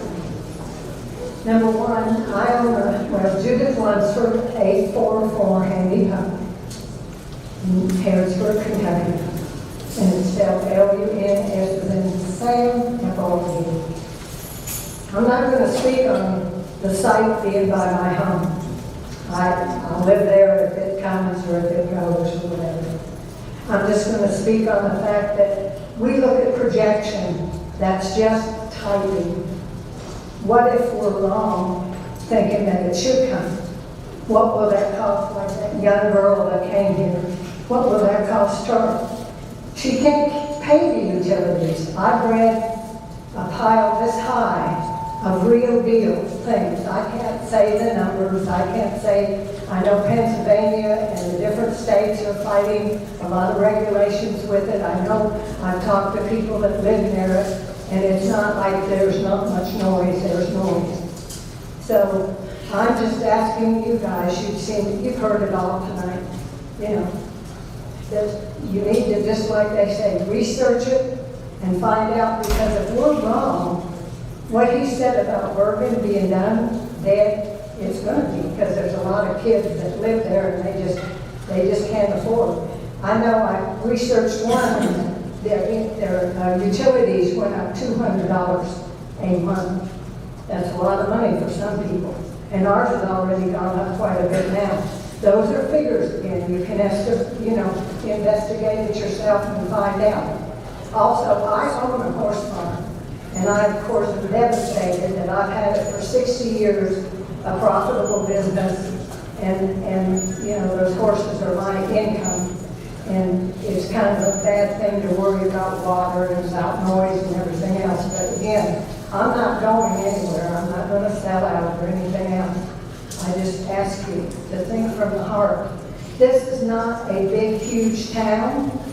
We have a good thing going. Our school is still going independently. There's other schools that are building brand new school systems in Mercer County. So it's not like a devastating thing. But if this thing comes in and it's offered a whole lot of incentives, free property tax and all kinds of things that they offer them, which they do, this could be a disaster to us. A very, very bad one. Just think on that. Appreciate you listening to me. And again, these people aren't divided. They're just standing for what they feel is right. That's money there. Person came here and said, about his farmland. He got a lot of money for that farmland. That's beautiful.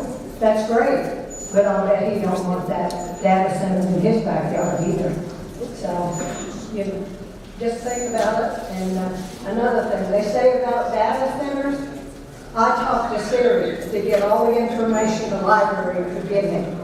And she said, quote, that's her home, the data center.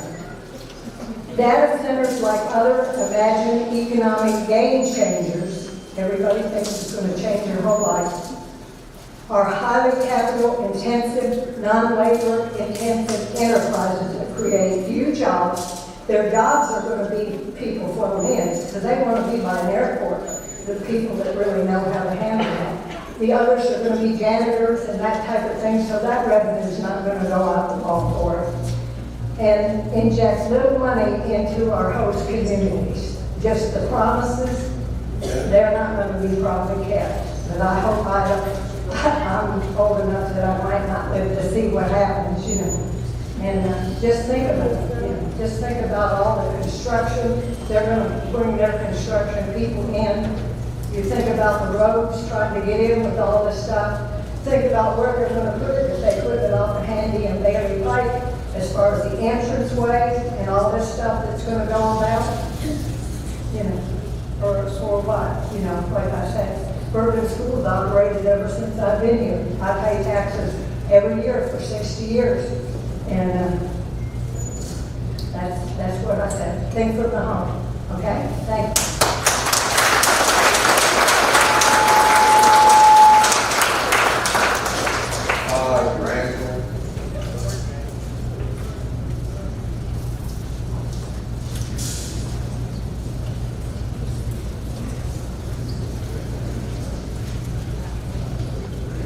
Roger Johnson.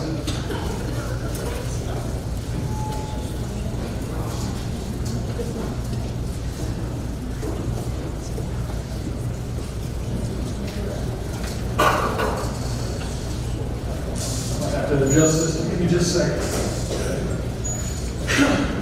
going, guys? Roger Johnson. Live in Harrisburg, graduated in 09 from Mercer County. Ashley Drive, that's what she is.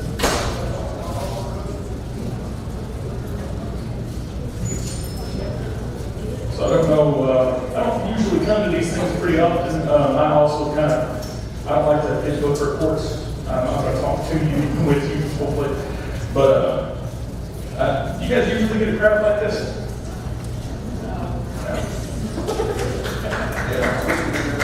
Yeah, no, absolutely. Attention is good, especially when it's happening in your neck of the woods. That's the time to pay attention. I think that probably speaks volumes as to how people feel about this particular situation. I'm not going to beat it to death. I think that it's pretty evident that a lot of Mercer Countyans don't care for this idea. That being said, if you guys end up going through with it, there are things that you can do to protect your town. The man who was talking about the industrial park, I think his last name was Evans. He was talking about different things that you could do, like building away from residential areas, making sure that you build trees around the location to make sure that you're dampening the sound. There's a lot of things that you can do, and I just hope that you guys take into consideration that if we end up going down this path, you're going to take those things and do something with that. Make sure that you're building in those emplacements and making sure that the Harrisburg people from Harrisburg and Mercer County are going to be taken care of in the end. I personally happen to be against this. I think that it's a bad idea, and I think the people of Harrisburg and Mercer County have spoken pretty loudly about this particular topic. So I'm not gonna say that it's something that I would personally go for, but I think that if you change the location and you moved it away from that farmland and even put it in the industrial park that we just recently built, that you might get a vastly different response to something like this. Put it somewhere where it's already set up to handle that kind of infrastructure, somewhere where you're not ruining good farmland, somewhere where people got their hearts set on it a little bit less. Also, there's other considerations, specifically AI is driving a lot of these data centers. I've been on the phone all morning with different people from different states, mostly Virginia, and their towns are similar sizes to ours. And they have recently, recently in the last 10 years, have put in data centers in their homes, in their counties. And I asked them how they felt about it. That's it. And I just made a couple phone calls, talked to them, wanted to see what they thought about it. The people who worked for the city had a lot of positive things to say about it. I'm not going to sugarcoat that. They brought in a lot of revenue. I think it was like 5 times the amount of revenue that they had prior, which is nothing to shirk at, absolutely. The people who lived there sang a very different song, and it was one of frustration, noise, concern. A lot of people are scared of change, but I don't think this is that. I think a lot of people don't want the reason why they moved to a small town to be taken away from them. And I think that's why you're getting such an emotionally charged response today. There's been a lot of people very upset today, and I think that's evident to see. It's very easy to see. And it's because they moved here for a reason. They chose to settle down here in Mercer County because they wanted horse farms in their backyard. They wanted to walk outside and see a hayfield. And we're taking that away from them with this change. So that's why it's so emotionally charged. And if you put it somewhere where it's meant to be, out of the reach of farmland, where it's not going to be hurting our environments, then I think that you're going to get a much different response. That's all I'm going to say.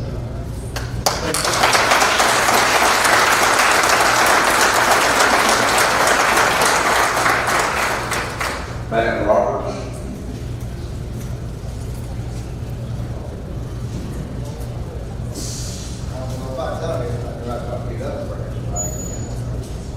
Matt Roberts, ROBERTS, 499 State Road.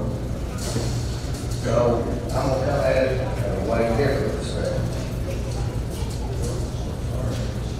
Company I work for, we help build data centers.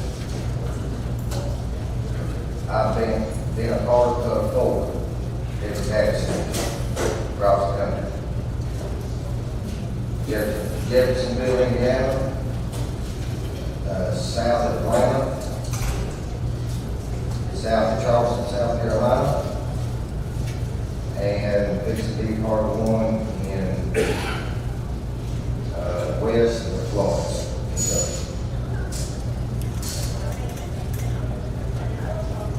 The construction side of this is horrendous. This coming from a construction guy, is what I've done my whole life. The roads, well, I hope, construction. Every one part of the data center that I've been a part of has been in an industrial park. We get a data center, I feel like it's where we need to go. It is the traffic, up and down the roads, the heavy equipment, it is horrendous. And complete chaos as far as these little big roads where this is going, it's gonna be terrible. Construction, 24/7. They don't stop. Once they decide they're coming in, they're non-stop.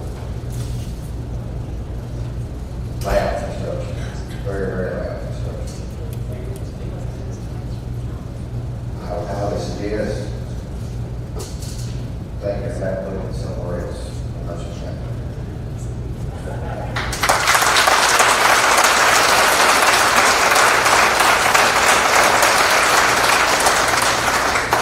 Bethany Correa.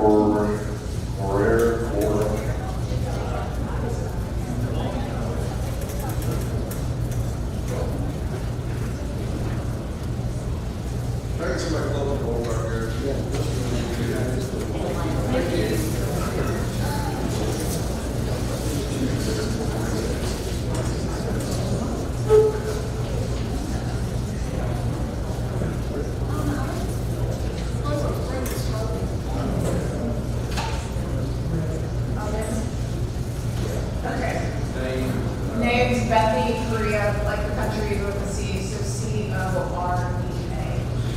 And I live at, 226 Goodville Road in Bergen, Kentucky. First, I just wanted to provide a quick little rebuttal to the gentleman from Lexington and Superintendent from Bergen, which huge fan of Bergen schools, added plus when we moved to Bergen.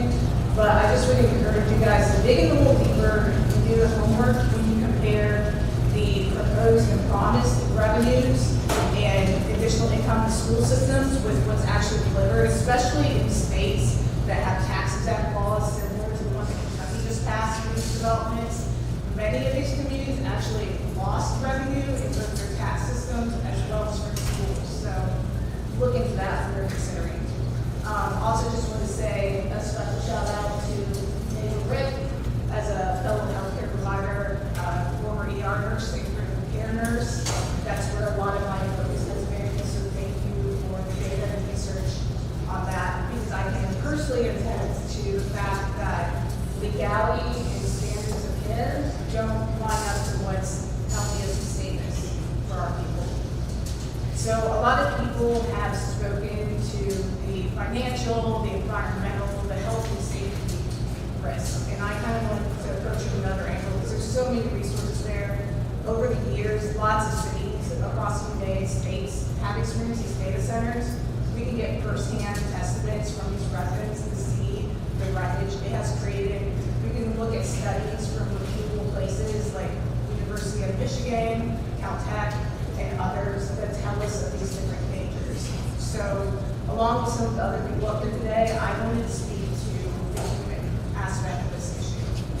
Unlike many here, I'm not even from Kentucky. I'm from a small rural town in northern Ohio. And after moving several different places after college, I found myself in Kentucky with my now husband because this is where he's from. And shortly after we got married, we stumbled across our dream home in Bergen, Kentucky. We fell in love with the house. It was a bit of a fixer-upper, but we're those people, and it just had a lot of character on the small slice of this beautiful land in Mercer County. But what we both found is that we fell in love with the community more than anything. It wasn't just this simple, hey neighbor, as it goes to town, that kind of brought up those nostalgic feelings of growing up in a Midwestern small town. There's something much deeper here, and it's a way of life, a set of values, and a pride and camaraderie that I've never seen anywhere else in this country other in rural Kentucky. And it was experiencing that let us to know this is where we want to call home. This is where we want to raise our children. And for the past 14 months, that's what we've been doing, raising our first daughter here in Bergen, Kentucky. And later this year, we're going to be welcoming another child into our family. We've already had so many great memories. This spring, we plan to plant a large willow tree in our backyard in memory of my mother, who tragically lost her life in an accident this fall. And I'm just one voice, one story, but there's so many more in this community. There's people like me who come from near and far, but passed through Mercer County and find them forever home. And then there's many more people in this community who we've heard from that generations have been built in this county and made this community what it is. And that's why I'm speaking here today. I hope that in the years to come, I can sit in that backyard in Bergen, Kentucky, under that willow tree, and tell stories to my children about their grandma, remind them how much their nana loved them, and let her memory live on. But doing the research, looking into this, I can't risk that as a mother if this data center comes to our town. I can't risk the chemical runoff, taking soil, and the water supplies. We can't risk the known increased rates of asthma and respiratory disease, especially in children. And we can't risk all the things mentioned about noise pollution and how it affects people. And that breaks my heart. And so that's why I'm here. I may be only one person, one voice, but all of us here have found our home in Mercer County. And that's why we have to stand up. That's why we have all come here, spent late hours in the evening to tell you, no data centers in our beautiful rural home. Please, you can be the heroes or villains of the story. You can preserve and protect this beautiful land, our home, or you can condemn it. And I just encourage you to take the advice that's been given to you, especially at the beginning of this meeting, and to know that there are many of us who will continue to stand up for our families, our home, and our community here. Thank you.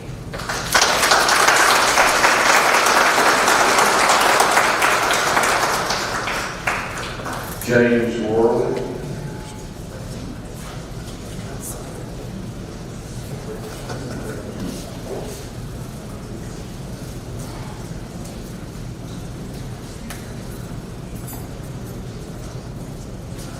Hello, I'm James Worley, 300 Motel Road in Mercer, Kentucky. So I want to do, like many have, a little different perspective. I'm an IT specialist. I work for YKK USA. I deal with Japan, Wuxi, China, Stockholm, Germany, Honduras, Irapuato, Mexico, and Canada. We deal with data centers every day. You do not have the infrastructure to handle a data center. I'm here to tell you it does not belong in Mercer County. You've got the ones, the Disney World glamour data center is Quincy, Washington. And they have a hydro plant pushing over 1,000 megawatts of power. There's 53 data centers there. That's how they became successful, not one. If you're going to be successful, you got to have multiple, and you don't have the infrastructure to handle multiple. So, on Mr. Grady's point about having an objective alternative, you have the Ford, Gerald Ford, Science and Technology and Public Policy at the University of Michigan, that in July and August of 2025 wrote an article that was based on what happens when data centers come to town. The key elements of that finding was increased utility rates. These costs are passed on to residents through higher rates, secured long-term power agreements, which reduce the availability of supply, push prices up for other consumers. High resource consumption. A small data center is going to pull 2 megawatts. And they're going to do over 63 million gallons of water a day. The problem you got is a data center through an electrical energy and a water energy resource. There's no efficiency that incorporates both. The water, so you got to look at your infrastructure.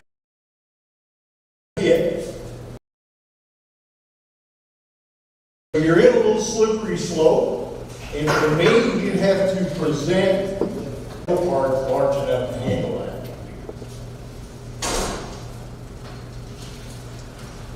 So, on Mr. Roberts' thing, it was a little misleading, I feel like. Data centers don't require that much employment. Very little, very little. I dealt with one in Woodsy, China. I think it was 485,000 square feet, had 25 people running. That's it. Doesn't take many people to run a place. So he was putting these large employment numbers on his presentation. The majority of that is temporary jobs. You do have an influx of temporary jobs at the beginning. There is that growth. The problem is it goes away. It's temporary. Now, the other thing you got to ask yourself is, how's House Bill 775 going to affect you? House Bill 775, if you have a data center coming in here going to spend over $400 million, they have long-term sales and use tax exemptions up to 50 years. For qualified data center projects, specifically targeting large-scale investments, recent legislation, HB 775 in 2025, expanded these incentives to include counties with over 100 residents, so they've expanded it. So that House bill, depending on what they're going to do, you could be stuck with state incentives that you're not going to get any tax exemptions for, or they're going to get the tax exemptions, you're not going to get any tax revenue.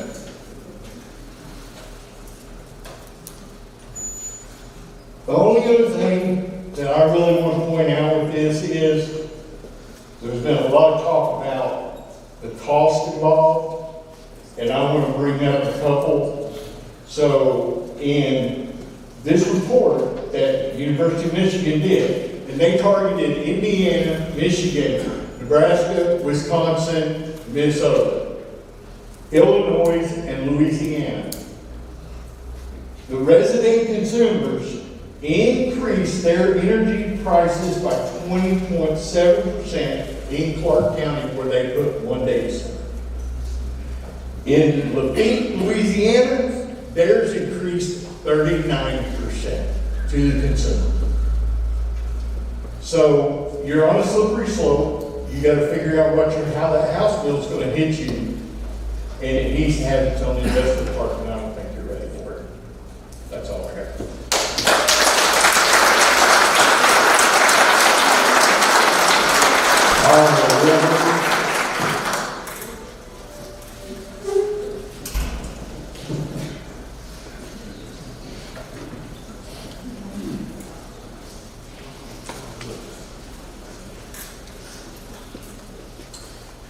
Good evening.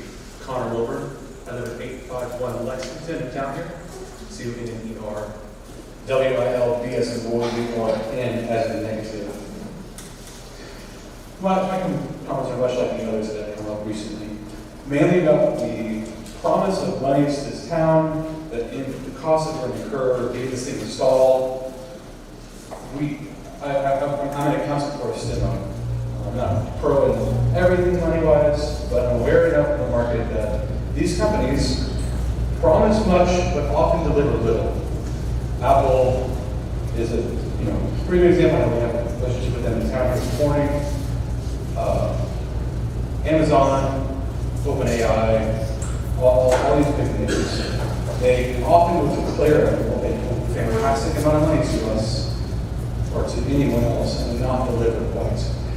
When I hear a big pile of money hanging in front of people, the word that comes to mind is right. And I'm sorry for the cliche, it looks and smells like a bride, it's probably a bride. And I understand that Jeff Bezos is not whispering in your ear tonight. I'm not accusing him of that. They're hanging it in front of all of us, offering us this money for something that is questionable at best. And we don't have infrastructure. If the money were not a concern here, would this be good for us? If that was not a question, money, whatever, if that was not in this equation, would we still do this? I don't really have a stake. I mean, I live in town, I don't have a stake out in the country. That's fine. So that's not my concern. But I heard there's not much commentary that's positive on this thing. It's always the money. And I'm also concerned about that if we do this and we don't get this money, what will happen then? If we were to get the money, are we going to live like the Saudis? Their state on oil money, negates their tax bill. I mean, is that what we're going to do here? That never happens. And the promises of lower taxes are, as far as I'm concerned, empty and void. Taxes rarely ever go down. Even the school tax reduction, it was pitiful. And the more money we go to the school system, I know it's unpopular, it probably isn't going to work. We spend tons of money in the school system, and half of the kids graduating, my peers, cannot read proficiently. They do not have a school issue, they don't have a funding issue at the school system level. It is something else. So if we're going out with this money for these reasons, to support the state, support the government, support school systems, probably isn't going to pay off. On top of it being a risky investment anyway. Those are my comments.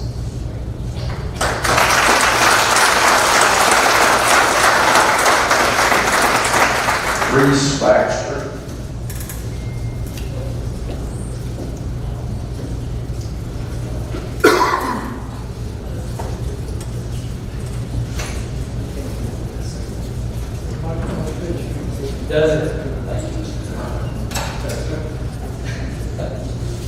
I'm Reese Baxter, my wife Erica and I live on Curry Pike, live at 96 Curry Pike, we live on part of the old Anderson Circle Farm. We live very edge. We raised our 2 boys there. We love it. We actually look out over another part of the Anderson Circle Farm, about 800 acres. We love the sunsets, just like everybody else has talked about tonight. We love the landscape. First of all, I want to thank you all for your time and service on this board. I'm sure this is not how you enjoy spending a Wednesday night. I'm sure you guys much rather be at home with your families, but thank you for serving our community. I'll be brief tonight. Some of you know me if I find that funny. But I know many of you have worked with you, respect all of you, multiple different capacities. I know there's many financial ramifications that have been discussed and talked about tonight in different ways. School system, sheriff's office, teachers, everything across the board. It's also been mentioned many times tonight, no one in this room was an expert on data centers a year ago. No one in this room knew very much about them a year ago. Nobody was researching them heavily. That is the main thing that concerns me, is the speed at which things are happening, the speed at which someone can come in. As has been noted, there's no mention of them in our zoning ordinances as it sits right now. If asked personally, I would prefer not to see a data center at the proposed site. However, I am a farmer, I'm a cattle farmer. I, along with Mr. Wade, am a big proponent of private property rights. I think if I'm going to make a payment on the land, I should be able to do what I want with it. I know planning and zoning, I talk to Kylie occasionally. Sometimes they use that stuff. But I feel like I'm a big proponent of private property rights. I think it's what part of what America was founded on, is being able to establish the American dream, build that as we want it. I believe that the person making those payments and buying that land should be able to invest in it and make it what they want it to be, whether that's a Walmart, dollar store, or whatever they want it to be. So they want to put a feed barn up, a hog barn, or anything else.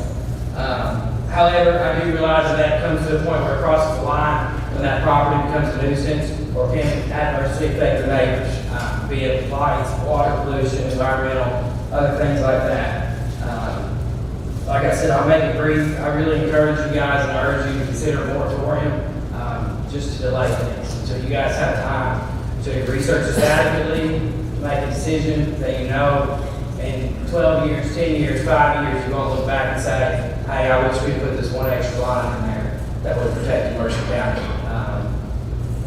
I know a lot of you on this board are not full-time farmers. I know a lot of you do own farmland. My grandfather farmed Mr. Malone for years. One thing I would love to see on this board, and I will voice that to just the board as well, is I would love to see some full-time farmers on here. It's been mentioned multiple times tonight that we're an agricultural community. And I don't think anybody out here is a full-time farmer. Very much respect to all of you, love what you do, happy that you're serving, but I'd love to see some agricultural things in the on here as well. Thank you all.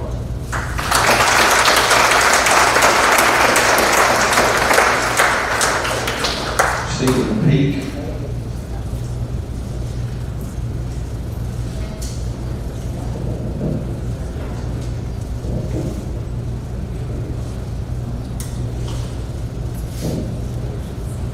Stephen Peak.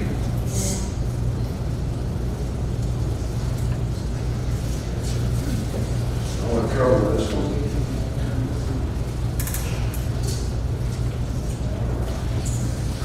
The last name is Fleming. Maybe Margaret, if I was guessing, it's Margaret Fleming. I apologize if I got that wrong. Tom, is Baker, maybe? Tom Bales. Kind of hard to read. Right. Tom Bales. Tom Baker. Something. David Tyler. T-Y-L-E-R, that's my best guess at it. David. I don't think it's Taylor, I think it's T-Y-L-R or something. Hannah Bedard.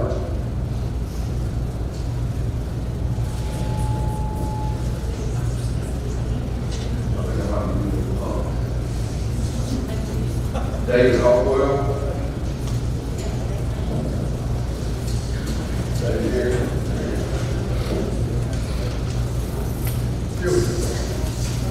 Y'all still doing your system. I appreciate that. I'm David Hopewell. My wife and I, Terry, live at 575. My name is Hopewell, Hopwell. Hope everything goes well tonight. We live at 575 Moore Lane, Harrisburg, Kentucky. Been there just about 40 years. We appreciate what we've had to be there. I'm not going to cover everything someone else has already covered, but I read that you asked us to do that earlier. I think my good friend,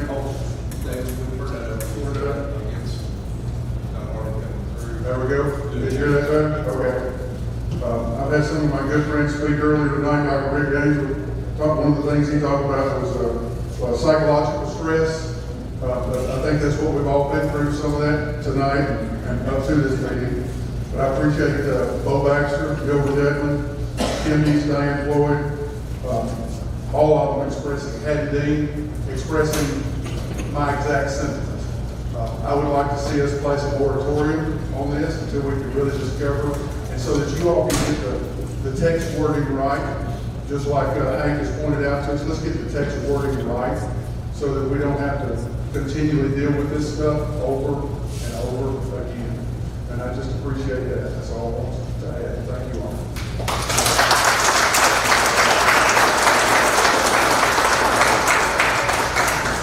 Harvey Mitchell.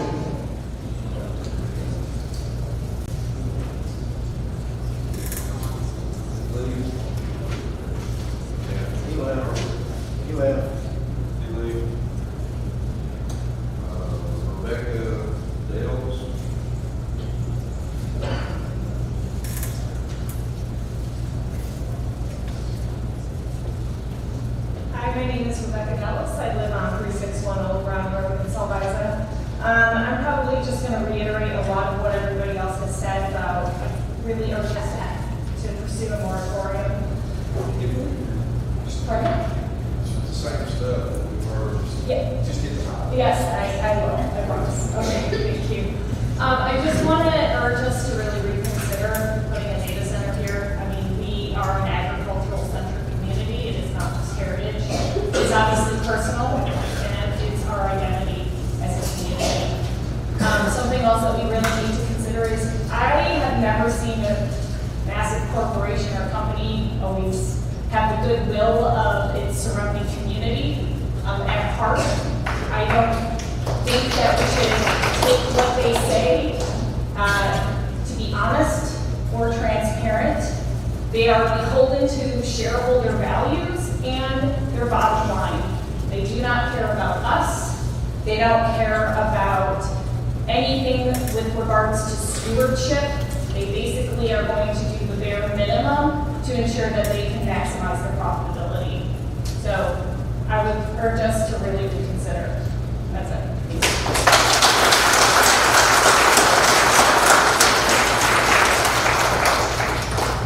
Josh Jackson. Is that right? Yep. Yeah, Josh Jackson.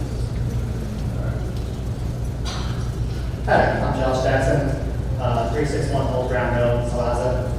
I watched that presentation, and so he showed the property value built within 10 years. And so I think if we're charging a rate, and he said, okay, well, that's decreased rate that we pay. Well, if our home value's doubled, we're paying about $100,000. You know, they'd almost have to double the value of the rate that we charge, that would have to be halved. Because otherwise, we're still paying the same amount or more for taxes. And so I think, you know, it gives us an opportunity to really think about, and there's opportunities for having more money for the schools and whatnot. But I think as we saw on the news, you know, we see Fayette County, they got a cluster going on just because misspending, misappropriation, misspending. And I think that there's, you know, yes, there's more money can be good, but it can also be not necessarily spent well. And so I think that's something to consider. So it may not always be a good thing. Concerning, you know, the tax rate, I think, you know, they said it's going to be different taxes. You know, we see those home values also increase. I feel like we'll also see, you know, home values will be worth, homes are worth more, now to pay more for insurance. I just see that being an additional cost to some of our residents here in Kentucky, or here in Mercer County. So, you know, I would give anything. I'm in Salaza. I'm far between two limestone, but you know, that ground up there is really good. And so I'll give anything to have that kind of from down in Salaza. So I really think we should really consider if that's prime agricultural ground. Yeah, how should that be used to the greater good? I think it should be as actual farm instead of conservative farm. But my opinion. Thank you.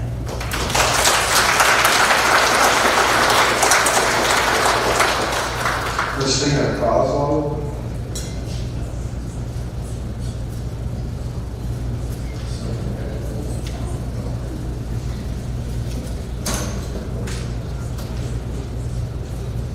I'm Christina Lewis, actually, for the last 13 years, but it's fine.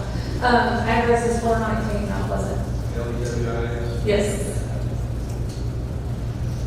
Okay, I just want to begin by telling you all thank you. We incredibly appreciate you all doing this type of thing and listening to the people that are here and that showed up, instead of just reading what's happening group by disgruntled people that oddly are not here, but anyway, that's not the point. So I just want to tell you thank you for that, for just even having this and hearing us out. I appreciate that.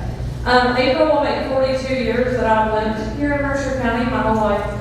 Over the last 25 years, I've served and still serve on many boards and in civic groups in this community. I understand the time, expertise, and public input that goes into a comprehensive plan. I also understand that the document I'm speaking on today was formally adopted in March of 2022 to guide decisions when pressure inevitably comes. Data centers are just in their infancy.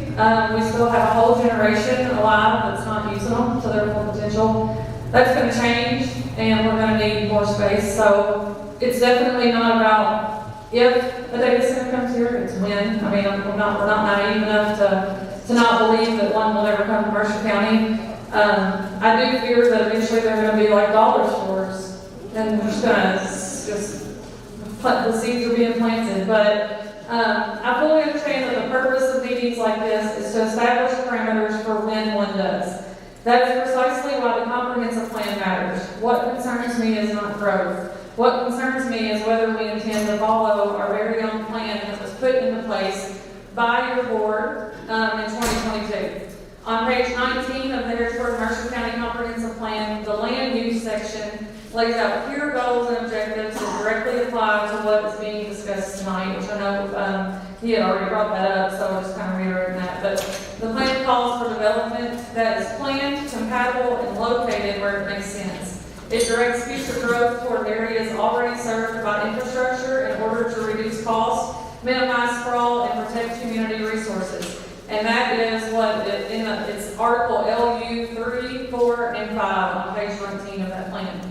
Harrisburg already has an industrial park designated specifically for large-scale industrial use. That designation exists because the community made a deliberate decision about where high-impact development belongs, even though we did not agree with that either. But we knew what the alternative was, and that's what we got. So I understand that the electrical capacity and utilities at the industrial park may not currently meet the needs of a data center, and that the cost to upgrade, was told to me by Mr. Evans, could be potentially $300 to $400 million, which sounds absolutely absurd to us, and we can't comprehend $300 or $400 million. But the development should occur where infrastructure exists or where expansion makes sense, not where it is simply cheaper or more convenient for a private developer. As a business owner, if the space does not meet my needs, the responsibility to make it viable falls on me. I do not expect my neighbors, our farmland, or our community's long-term resources to observe that burden for my benefit. The plan also explicitly calls for the preservation of prime farmland and high productivity agricultural land. That's in LU 9 on page 19. And it exists to protect Mercer County's ag economic base and long-term productivity. This is some of the best soil in the county. We've definitely talked about that tonight. The same soil, though, that feeds the families of everybody in this room and everybody in this town and sustains an economy that cannot be recreated once it's gone. Additionally, the plan directs the Commission to protect environmentally sensitive areas, establish greenways and open space, prevent degrading of the environment, and avoid development that harms surrounding land use. Those directives are found in LU 6, LU 7, and LU 8, also on page 19 of the Comprehensive Plan. Taken together, these policies do not say no industry, they just say put the right use in the right place. Your role as Planning and Zoning Commission is not to retrofit the comprehensive plan to fit a proposal. It's to evaluate proposals against the plan you adopted and promise the public that you would uphold. And we trust you to do that. If the plan is set aside when it becomes inconvenient, then it ceases to be planning at all. If this happens, it undermines public trust, not just in the decision, but in every future plan the groups that created this plan ask the community to believe in. And I know some of you on this board, I don't know all of you. It's no secret that I love this town and I take up for it. It's about the only thing I'll throw hands for besides my kids, okay? So, I just throwing that out there, but I'm absolutely not in support of a data center, but I know it's coming. I know it is, and it is what it is, and we cannot deny that this is our future. So, I do want to throw this part out, because one of the main stops as to why it shouldn't be on the land that we already have on the gateway, that was told to me was, it'll be $300 to $400 million to get the electric there that they need, compared to this one that's already there. I hate math, but I do a little math, okay? $300 to $400 million of what the numbers we're seeing that are thrown out about what this data center is going to cost is less than 6% of the total that it's expected to do. So let me put that into poor people terms. If I was going to spend $10,000 on something that I knew was going to make me millions, or in this case thousands, that would only be about $550 extra, okay, on $10,000. I'm not going to let that stop me. Would you let it stop you? So I guess my point is that should be that is like the one thing that was told to me. Well, we don't need it on our industrial park. $300 million is nothing to these people. Nothing. It's less than 6%. We pay 3% for a taco every time we go out to eat, which I'm totally cool with. But my point is, this is nothing to them. Okay, $300 to $400 million. absolutely a drop in the bucket to these people, so we can't let things like that sway our decision. If the plan is set aside when it becomes inconvenient, the comprehensive plan that you already have, then it ceases to be planning at all. I think I said that, but we can grow Mercer County, and we should grow Mercer County. I'm all for it. I tell people all the time when they say that our county should open a business, our city should open a business. No, you go open a business. Sorry, that one gets me, okay? So I am pro-growth. I tell people all the time, open that business. That's why we have businesses, is because people that took a chance. The growth that ignores our own plan, sacrifices land, and shifts private costs onto public is not progress. This town was Kentucky's first settlement. We were built by people who understood stewardship, who made decisions not just for themselves, but for those who would come after them. Growth should never come at the expense of the generations who will inherit the consequences of what we choose. So the question is not whether development will come, because it will. The question is whether it comes on our own town's terms, guided by the plan you adopted, or whether that plan becomes meaningless the moment it is tested. And that decision is yours. I thank you all.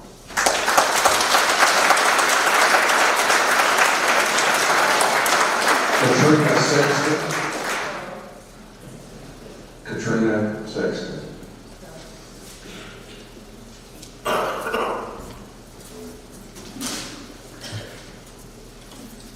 Good evening. I'm Katrina Sexton, as you just called. That is Katrina Sexton. I live at 315 North First Street in Bergen. I've been there for 22 plus years. And I've been a Mercer County resident my entire life. So I grew up and raised here. I didn't come up prepared to statement tonight, but I took down some notes as I've heard people talk. I know what I had on my mind when I came. I know some things I wanted to say. I'm not going to echo those things again because most of that's been touched on tonight. What I will say is I'm a school teacher. I've heard a lot about talk about schools tonight, and teachers, and revenue for schools, and revenue for teacher salaries, and whatnot. Every time a change comes to a community, or there's a proposed change that comes to a community, it's always the school that they choose to say it's going to benefit us the first. Well, first and foremost, we need to be working on our state budget and making sure we're not cutting from our schools before we're not cutting them somewhere else. That's what we need to do.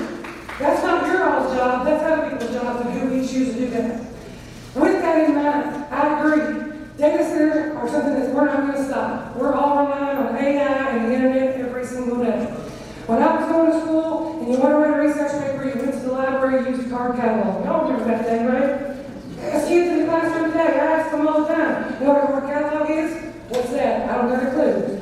Because they go to the internet for everything. They Google everything. And these data centers store it, they provide it to us at the fingertips on our demand. So we know we're not going anywhere. But where we put them makes a difference. We have to make sure we're doing that appropriately and planning ahead for it. If we don't have a plan in place that doesn't even mention data centers because they're relatively brand new, then how can we address the problem? We need to do, as everybody has talked about tonight, send up a moratorium, changes and adjustments in our comprehensive plans. Now, I live in Bergen. Bergen doesn't have planning and zoning. I used to be on city council. We passed the planning and zoning, which just took one election to overturn it, right? So changes happen pretty easily and pretty fast in certain places. This proposed plan is looking at going out on Handy Pike, possibly. I live on First Street in Bergen. That street connects. It is directly connected. Once you get the city limits, it becomes Handy Pike. So I am living a stone's throw from where this is going to go. Me as a Mercer Countyman, me as a mom, me as a teacher, me as a voter, this is something that I don't want to see out there in the middle of our prime farmland. This state is the state of horses. This is horse country. This is bourbon country. We can't keep claiming that if we're going to get rid of that land that we use for that.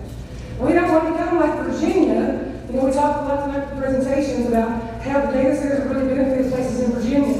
Well, I also noticed in some of those presentation slides that they contradicted themselves, talking about how beneficial it was, but in some of those towns, they're talking about how much they benefited. Their residents, their population numbers declined. Their populations aren't bigger, they're smaller. So where is that tax revenue from those residents and their property taxes? Who's paying that? We're talking about seeing these big dollar signs and where it's going to go and who's going to benefit from it. These are all just projected estimates. All the research that I've been looking at, pros and cons, trying to get all the real information. Even though data centers are new, There's plenty of real public records out there from real states across this country, including Virginia, our home state that we were made from, who has over 635 data centers in that state right now, and more coming. Do we want to be another data center alley? Because that's what Virginia is being called now. We have to really realize what we're doing. And we're going to have a hyper-sized facility, one of the biggest in the country, right here in the middle of Mercer County, in the middle of the state. And we're just going to let it happen. We've got to look at our plans, we've got to adjust our plans, and to be able to do that, we're going to need to do a moratorium, make the changes, talk to the public, give public input. Tonight is not the last night you need to be hearing from the public, because the public has to live here for the rest of our time. Now I can say, I don't know everybody sitting on this board, I just don't, because I have other things I'm doing, like most of the folks here. I don't know everybody in this building. What I can say is I don't understand what your job looks like.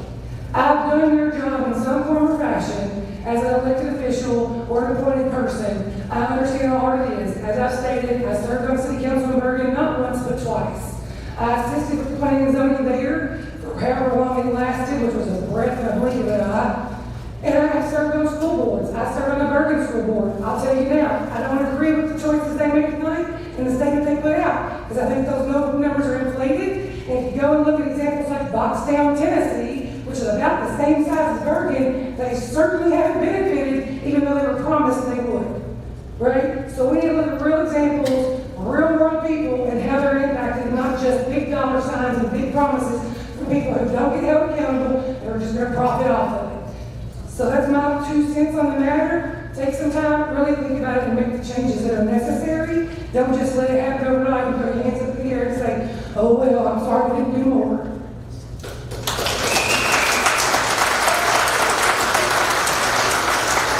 Chris Walker.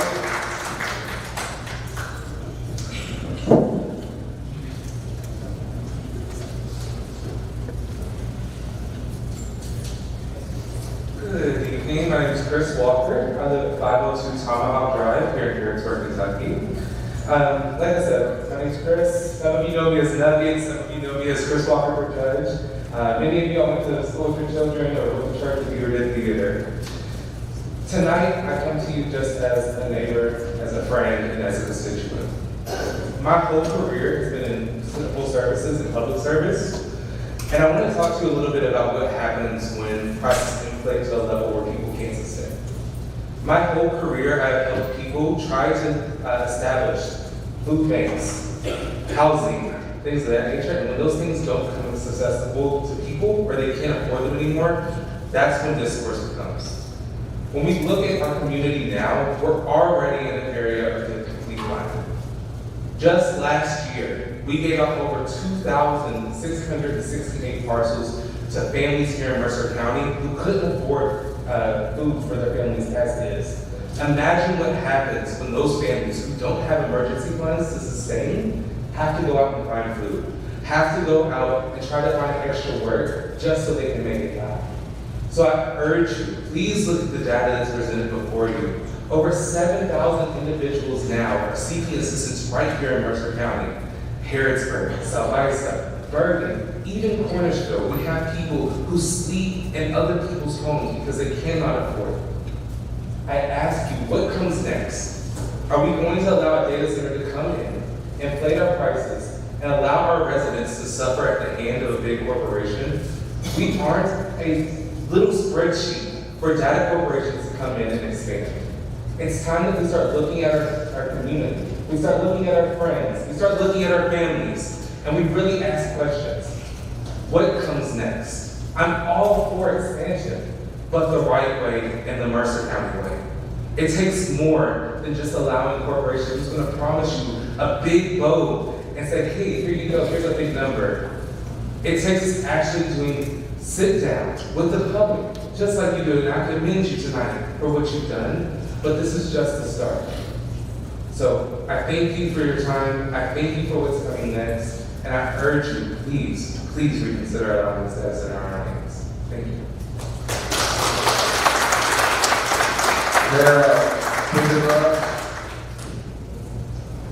Karen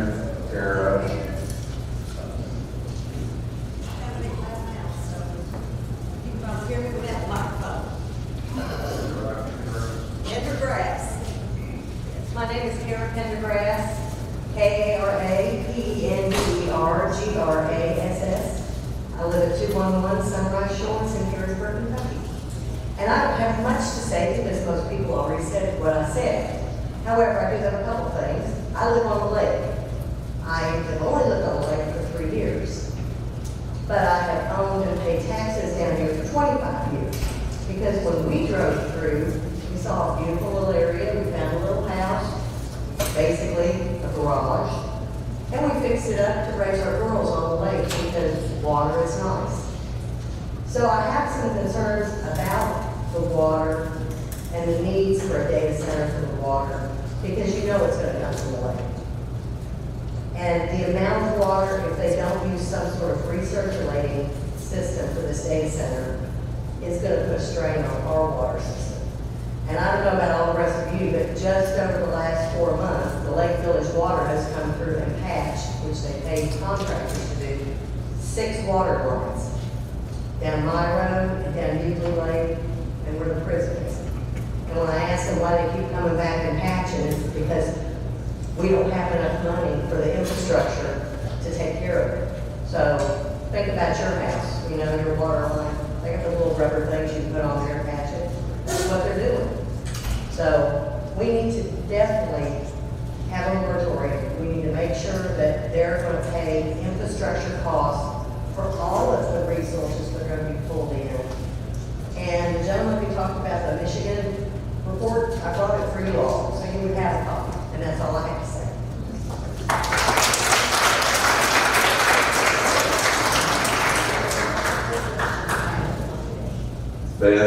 Beth Kelly.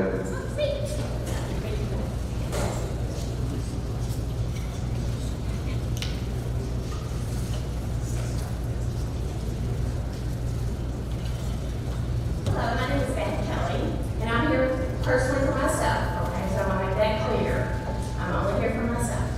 My name is Beth Kelly, Kelly. My address is 1012 Coal Lane, Harrisburg, Kentucky. Everybody's pretty much gone over everything that was said, and I've come prepared a little bit, but there was a lot of concerns brought up. So I just wanted to report everybody. I know this has been stressful. It's caused division among neighbors. And one thing I want to say is that I hate that it has done this to our community. My parents were farmers. I was raised on a farm. My daughter was raised in an actual milk farm. She could say she was, raised in a farm. I understand that farming is tough. And the opportunity to make money is great for these data centers. I don't think we would have so much opposition if it was going in the other place where it should be. These people worked hard for their land out there, and I feel like they need to keep that land. It's agricultural. That's what we're based upon. We need to grow, but we need to grow responsibly. This company, AFI, they've been buying up our land in Mercer County, and people don't realize it, slowly and gradually for the last 15 years. They've been buying up acres here, acres there. If you go on their website, it actually shows they have 8 or 9 properties.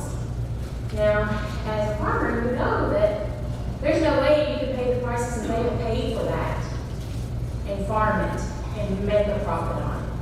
So they've just been waiting and slowly waiting their time to come to this. So I just say, please take the time to realize what an impact it will make on us. I also firmly believe that as an individual, you should have the opportunity to buy your land, sell your land, do what you need to do with it, but we have planning and zoning for laws and everything like that. Because if not, you go down a slippery slope if you start to tell people what they can and can't do with their land. Everybody remembers what happened when COVID was here. Shelves were bare. People didn't know where they were going to buy stuff. They didn't know how they were going to feed their families. A lot of the local farmers came through at that time. They were able to provide people with local vegetables and everything like that. People started realizing how important our farmers are. So I just implore you to do that. We need to grow, but responsibly. Like Christina said, 5 miles down the road is not going to make a difference to these companies if they really want us. And we all know it may come here, but we need to make sure they come on our terms and not their terms and everything like that. So I just implore you to do that. I would say one other thing. This morning, I don't know if anybody watched it, it was just really weird that it came up on Good Morning America. They actually had a segment, it's about 4 minutes long, about data centers. They're building one in Wisconsin on a prime farmland up there. It's going to be 500 football fields long, and it's going to power enough for the city the size of Philadelphia, which is 1.55 million people. So that is a lot of energy. They said a lot of energy in the next 5 years, half of that is going to be data centers. And as other people said, we don't have the infrastructure here yet. Now, I'm not against data centers, I'm not for it. I do think that we need to preserve our farmlands. When the ice storm that we just had like 2 weeks ago, electric companies were saying, please preserve energy, please do that, because we don't have the capability, we're running at maximum. What's going to happen when these data centers come in and we don't have the infrastructure here? Guess who's going to get short-shafted? It's going to be the people, not the data centers, because they're going to make sure that they have theirs. So, Mr. Curry that was on there, I know he was supposed to do a research on it, and I think he provided a lot of information, but was he impartial? I'm not sure that that's the way he came across, because to me he did not come across very impartial. I think that people need to feel like that we can trust what he's having to say. Does he have any investment in any of these data centers? Mr. Luckman that was here, his AFI, he is a stockbroker. He was a stockbroker. And he found out that farmland was a good investment. So he's been buying it up. And Mercer County has the most land that he's bought. You know, there's some in Danville, there's some in, I think, Marion County and everything like that. So they've just been waiting for this opportunity to come. And I just hope that everybody takes the time, like everybody's saying, do it, and I don't know the exact word, and I'm not smart enough for all that stuff. I'm just saying that everybody else has said a lot of stuff. Please take the time, because this will affect our future generations. I know you all have a stressful job. I know a lot of you appreciate all that you do. And I'm so sorry it's caused division among all of us, and neighbors shouldn't have to deal with the stuff that neighbors have had to deal with. That's uncalled for, and again, I really appreciate everything you all do. Thank you.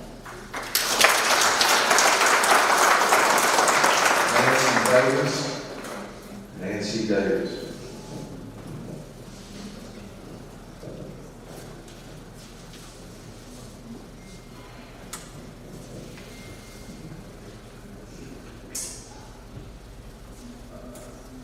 Last name's Gray. Natasha. Natalie. Okay.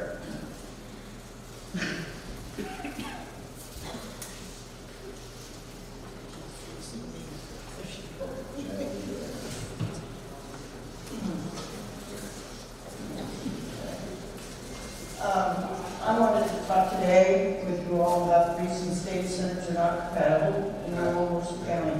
My name is Natalie Gray, and I live at 356 Coghill Lane in Harrisburg. Okay, sorry. My name is Natalie Gray, and I have owned a farm in Mercer County since 1984. I'm here today to give input on the potential for a data center in our agricultural community. I know the area well, and I have purchased hay from farms on or near Handy Pike. I have known farm families in this area for decades, and they have highly productive farms. Their soils are the best in Mercer County. To start, and I know you've heard this already, I have reviewed again the goals and objectives of the Mercer County Comprehensive Plan. I have been impressed with this plan because it clearly states economic development needs to protect and promote the agricultural economy in a agrarian character for the benefit of the public as stated in Objective ED4.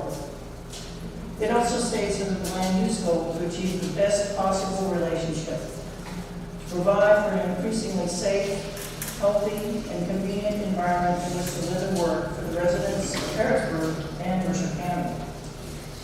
Under Objective LE9, it encourages the preservation of fine farmlands, you've heard this many times tonight, and/or agricultural land with high productivity capabilities from encroachment from residential, commercial, industrial, and other types of uses in order to protect the county's agricultural, economic base, and productivity potential.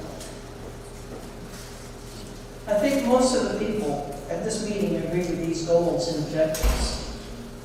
You are hearing today from our agricultural community fighting to make this plan relevant, using factual information as to why a data center would be so destructive to agricultural land and local residents living in their area, as well as to future economic growth in general. A data center will have a detrimental effect on their economic future, both in land value and impact on their farm operations. No amount of tax incentives at the county government level will counter their personal and agricultural losses. And the county in general will be burdened with higher utility costs and a lack of meaningful jobs. I hadn't heard much about this, but I did hear it from somebody who was familiar with IT and data centers. It is projected that after 10 to 15 years, the data center will no longer be viable, and the land will need to be repurposed, and that is because of the advances in technology. However, the farmland is lost forever. As a final note, Mercer County is developing an industrial park, which again many people have commented on, which is much more suited to meeting county needs for economic development. I appreciate the amount of attention that county officials are giving this issue. There has been voiced the threat of litigation, which is always a risk in government affairs. However, public officials should not give greater consideration to this threat over protecting the agricultural interests and future of Mercer County. We count on your public service to promote our well-being and the future of our agricultural heritage. I would even dare to predict that if this issue was put on a county-wide ballot measure, a data center would easily be voted down. It is my hope after today's hearing that the Planning and Zoning Commission will use the information on the negative impact of data centers on agricultural land and use the goals stated in their comprehensive plan to give protection to our agricultural community from inappropriate and destructive development. Thank you.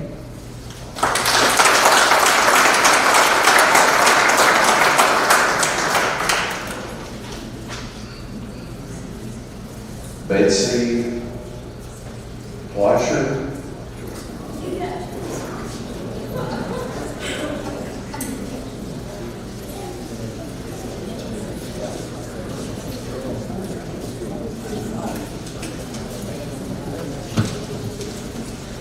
Hi, I am Betsy Fleischer, living at 305 Cole Lane, mailing address Harrisburg. I'm out in the county. I have always been out in the county since I moved here in 1970 and raised chickens and dogs and kids and grandkids, and I love it. I first came down in '66 for UK, horse country. So here I came, and then with friends who had cars, because I didn't, you'd leave Lexington, actually leave town, and then there was nothing. And then there was another town, because where I come from, you had signs that said, now leaving Park Ridge, now in Vermontvale. You couldn't tell where you were unless you read the signs. That's one thing to love about this whole state, is that you can leave town. And as I've heard for so many years, this is God's country. And I firmly believe that. Now, there have been so many people saying a lot of things that I made notes about that I wanted to ask, and they've been answered. And the distinguished gentleman who was an IT guy mentioned this Michigan school study about what happens when data centers come into town.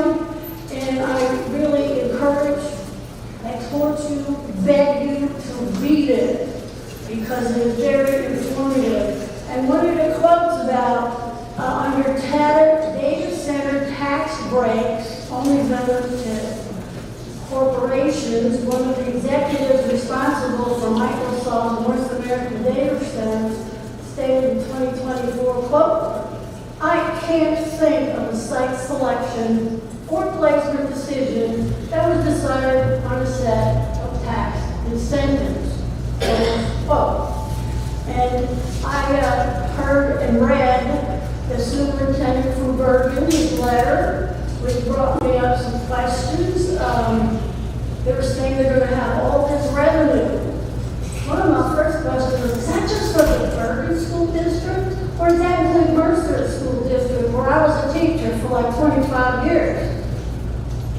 I don't know where those millions of dollars are going to go. And what about the rest of the community? It's just going to stay in Bergen. And then it says, the board could potentially consider substantial reductions in property tax rates for property owners while still increasing total district revenue due to the expanded tax base. My grandfather was a lumberjack and cabin builder. He taught me, get it and write it. Because that word potentially really kind of scares me. I would like to say the board will. The board will do, instead of all this potential. And as for the KRS about Kentucky Qualified Data Center Project Incentive Program, what a title, that's great. But all in here, the IT guy also mentioned that, it's going to last for 50 years, never have to pay sales tax on anything sales in use for 50 years.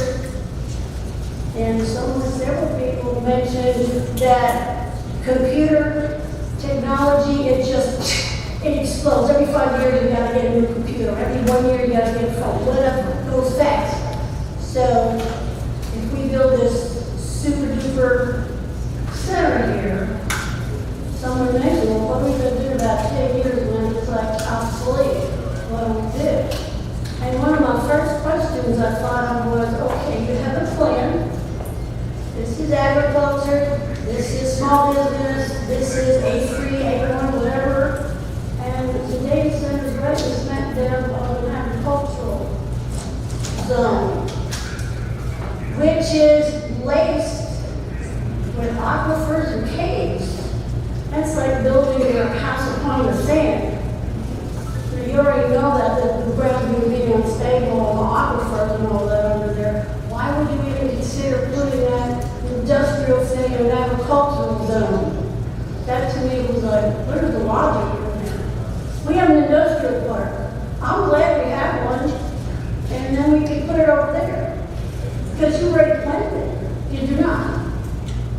So I'm glad that everybody came out today and had their say, and I sincerely hope that everyone on the commission here has heard what has been said. And yes, it's a hard job, but we've got a plan. And I hope we can keep our Mercer County. Thank you.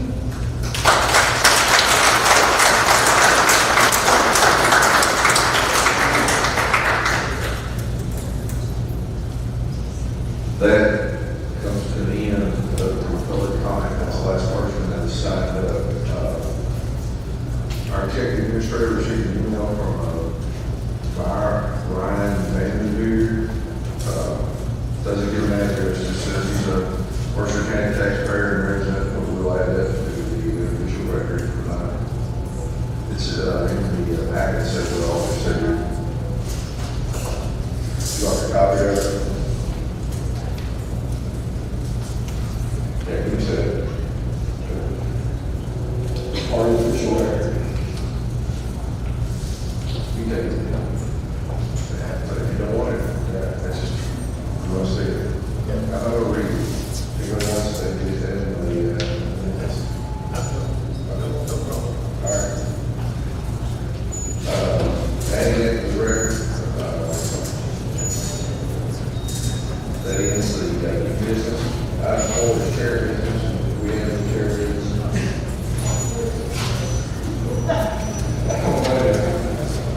No executive session. The last thing is item 6 adjournment. Is there a motion to adjourn? Got a motion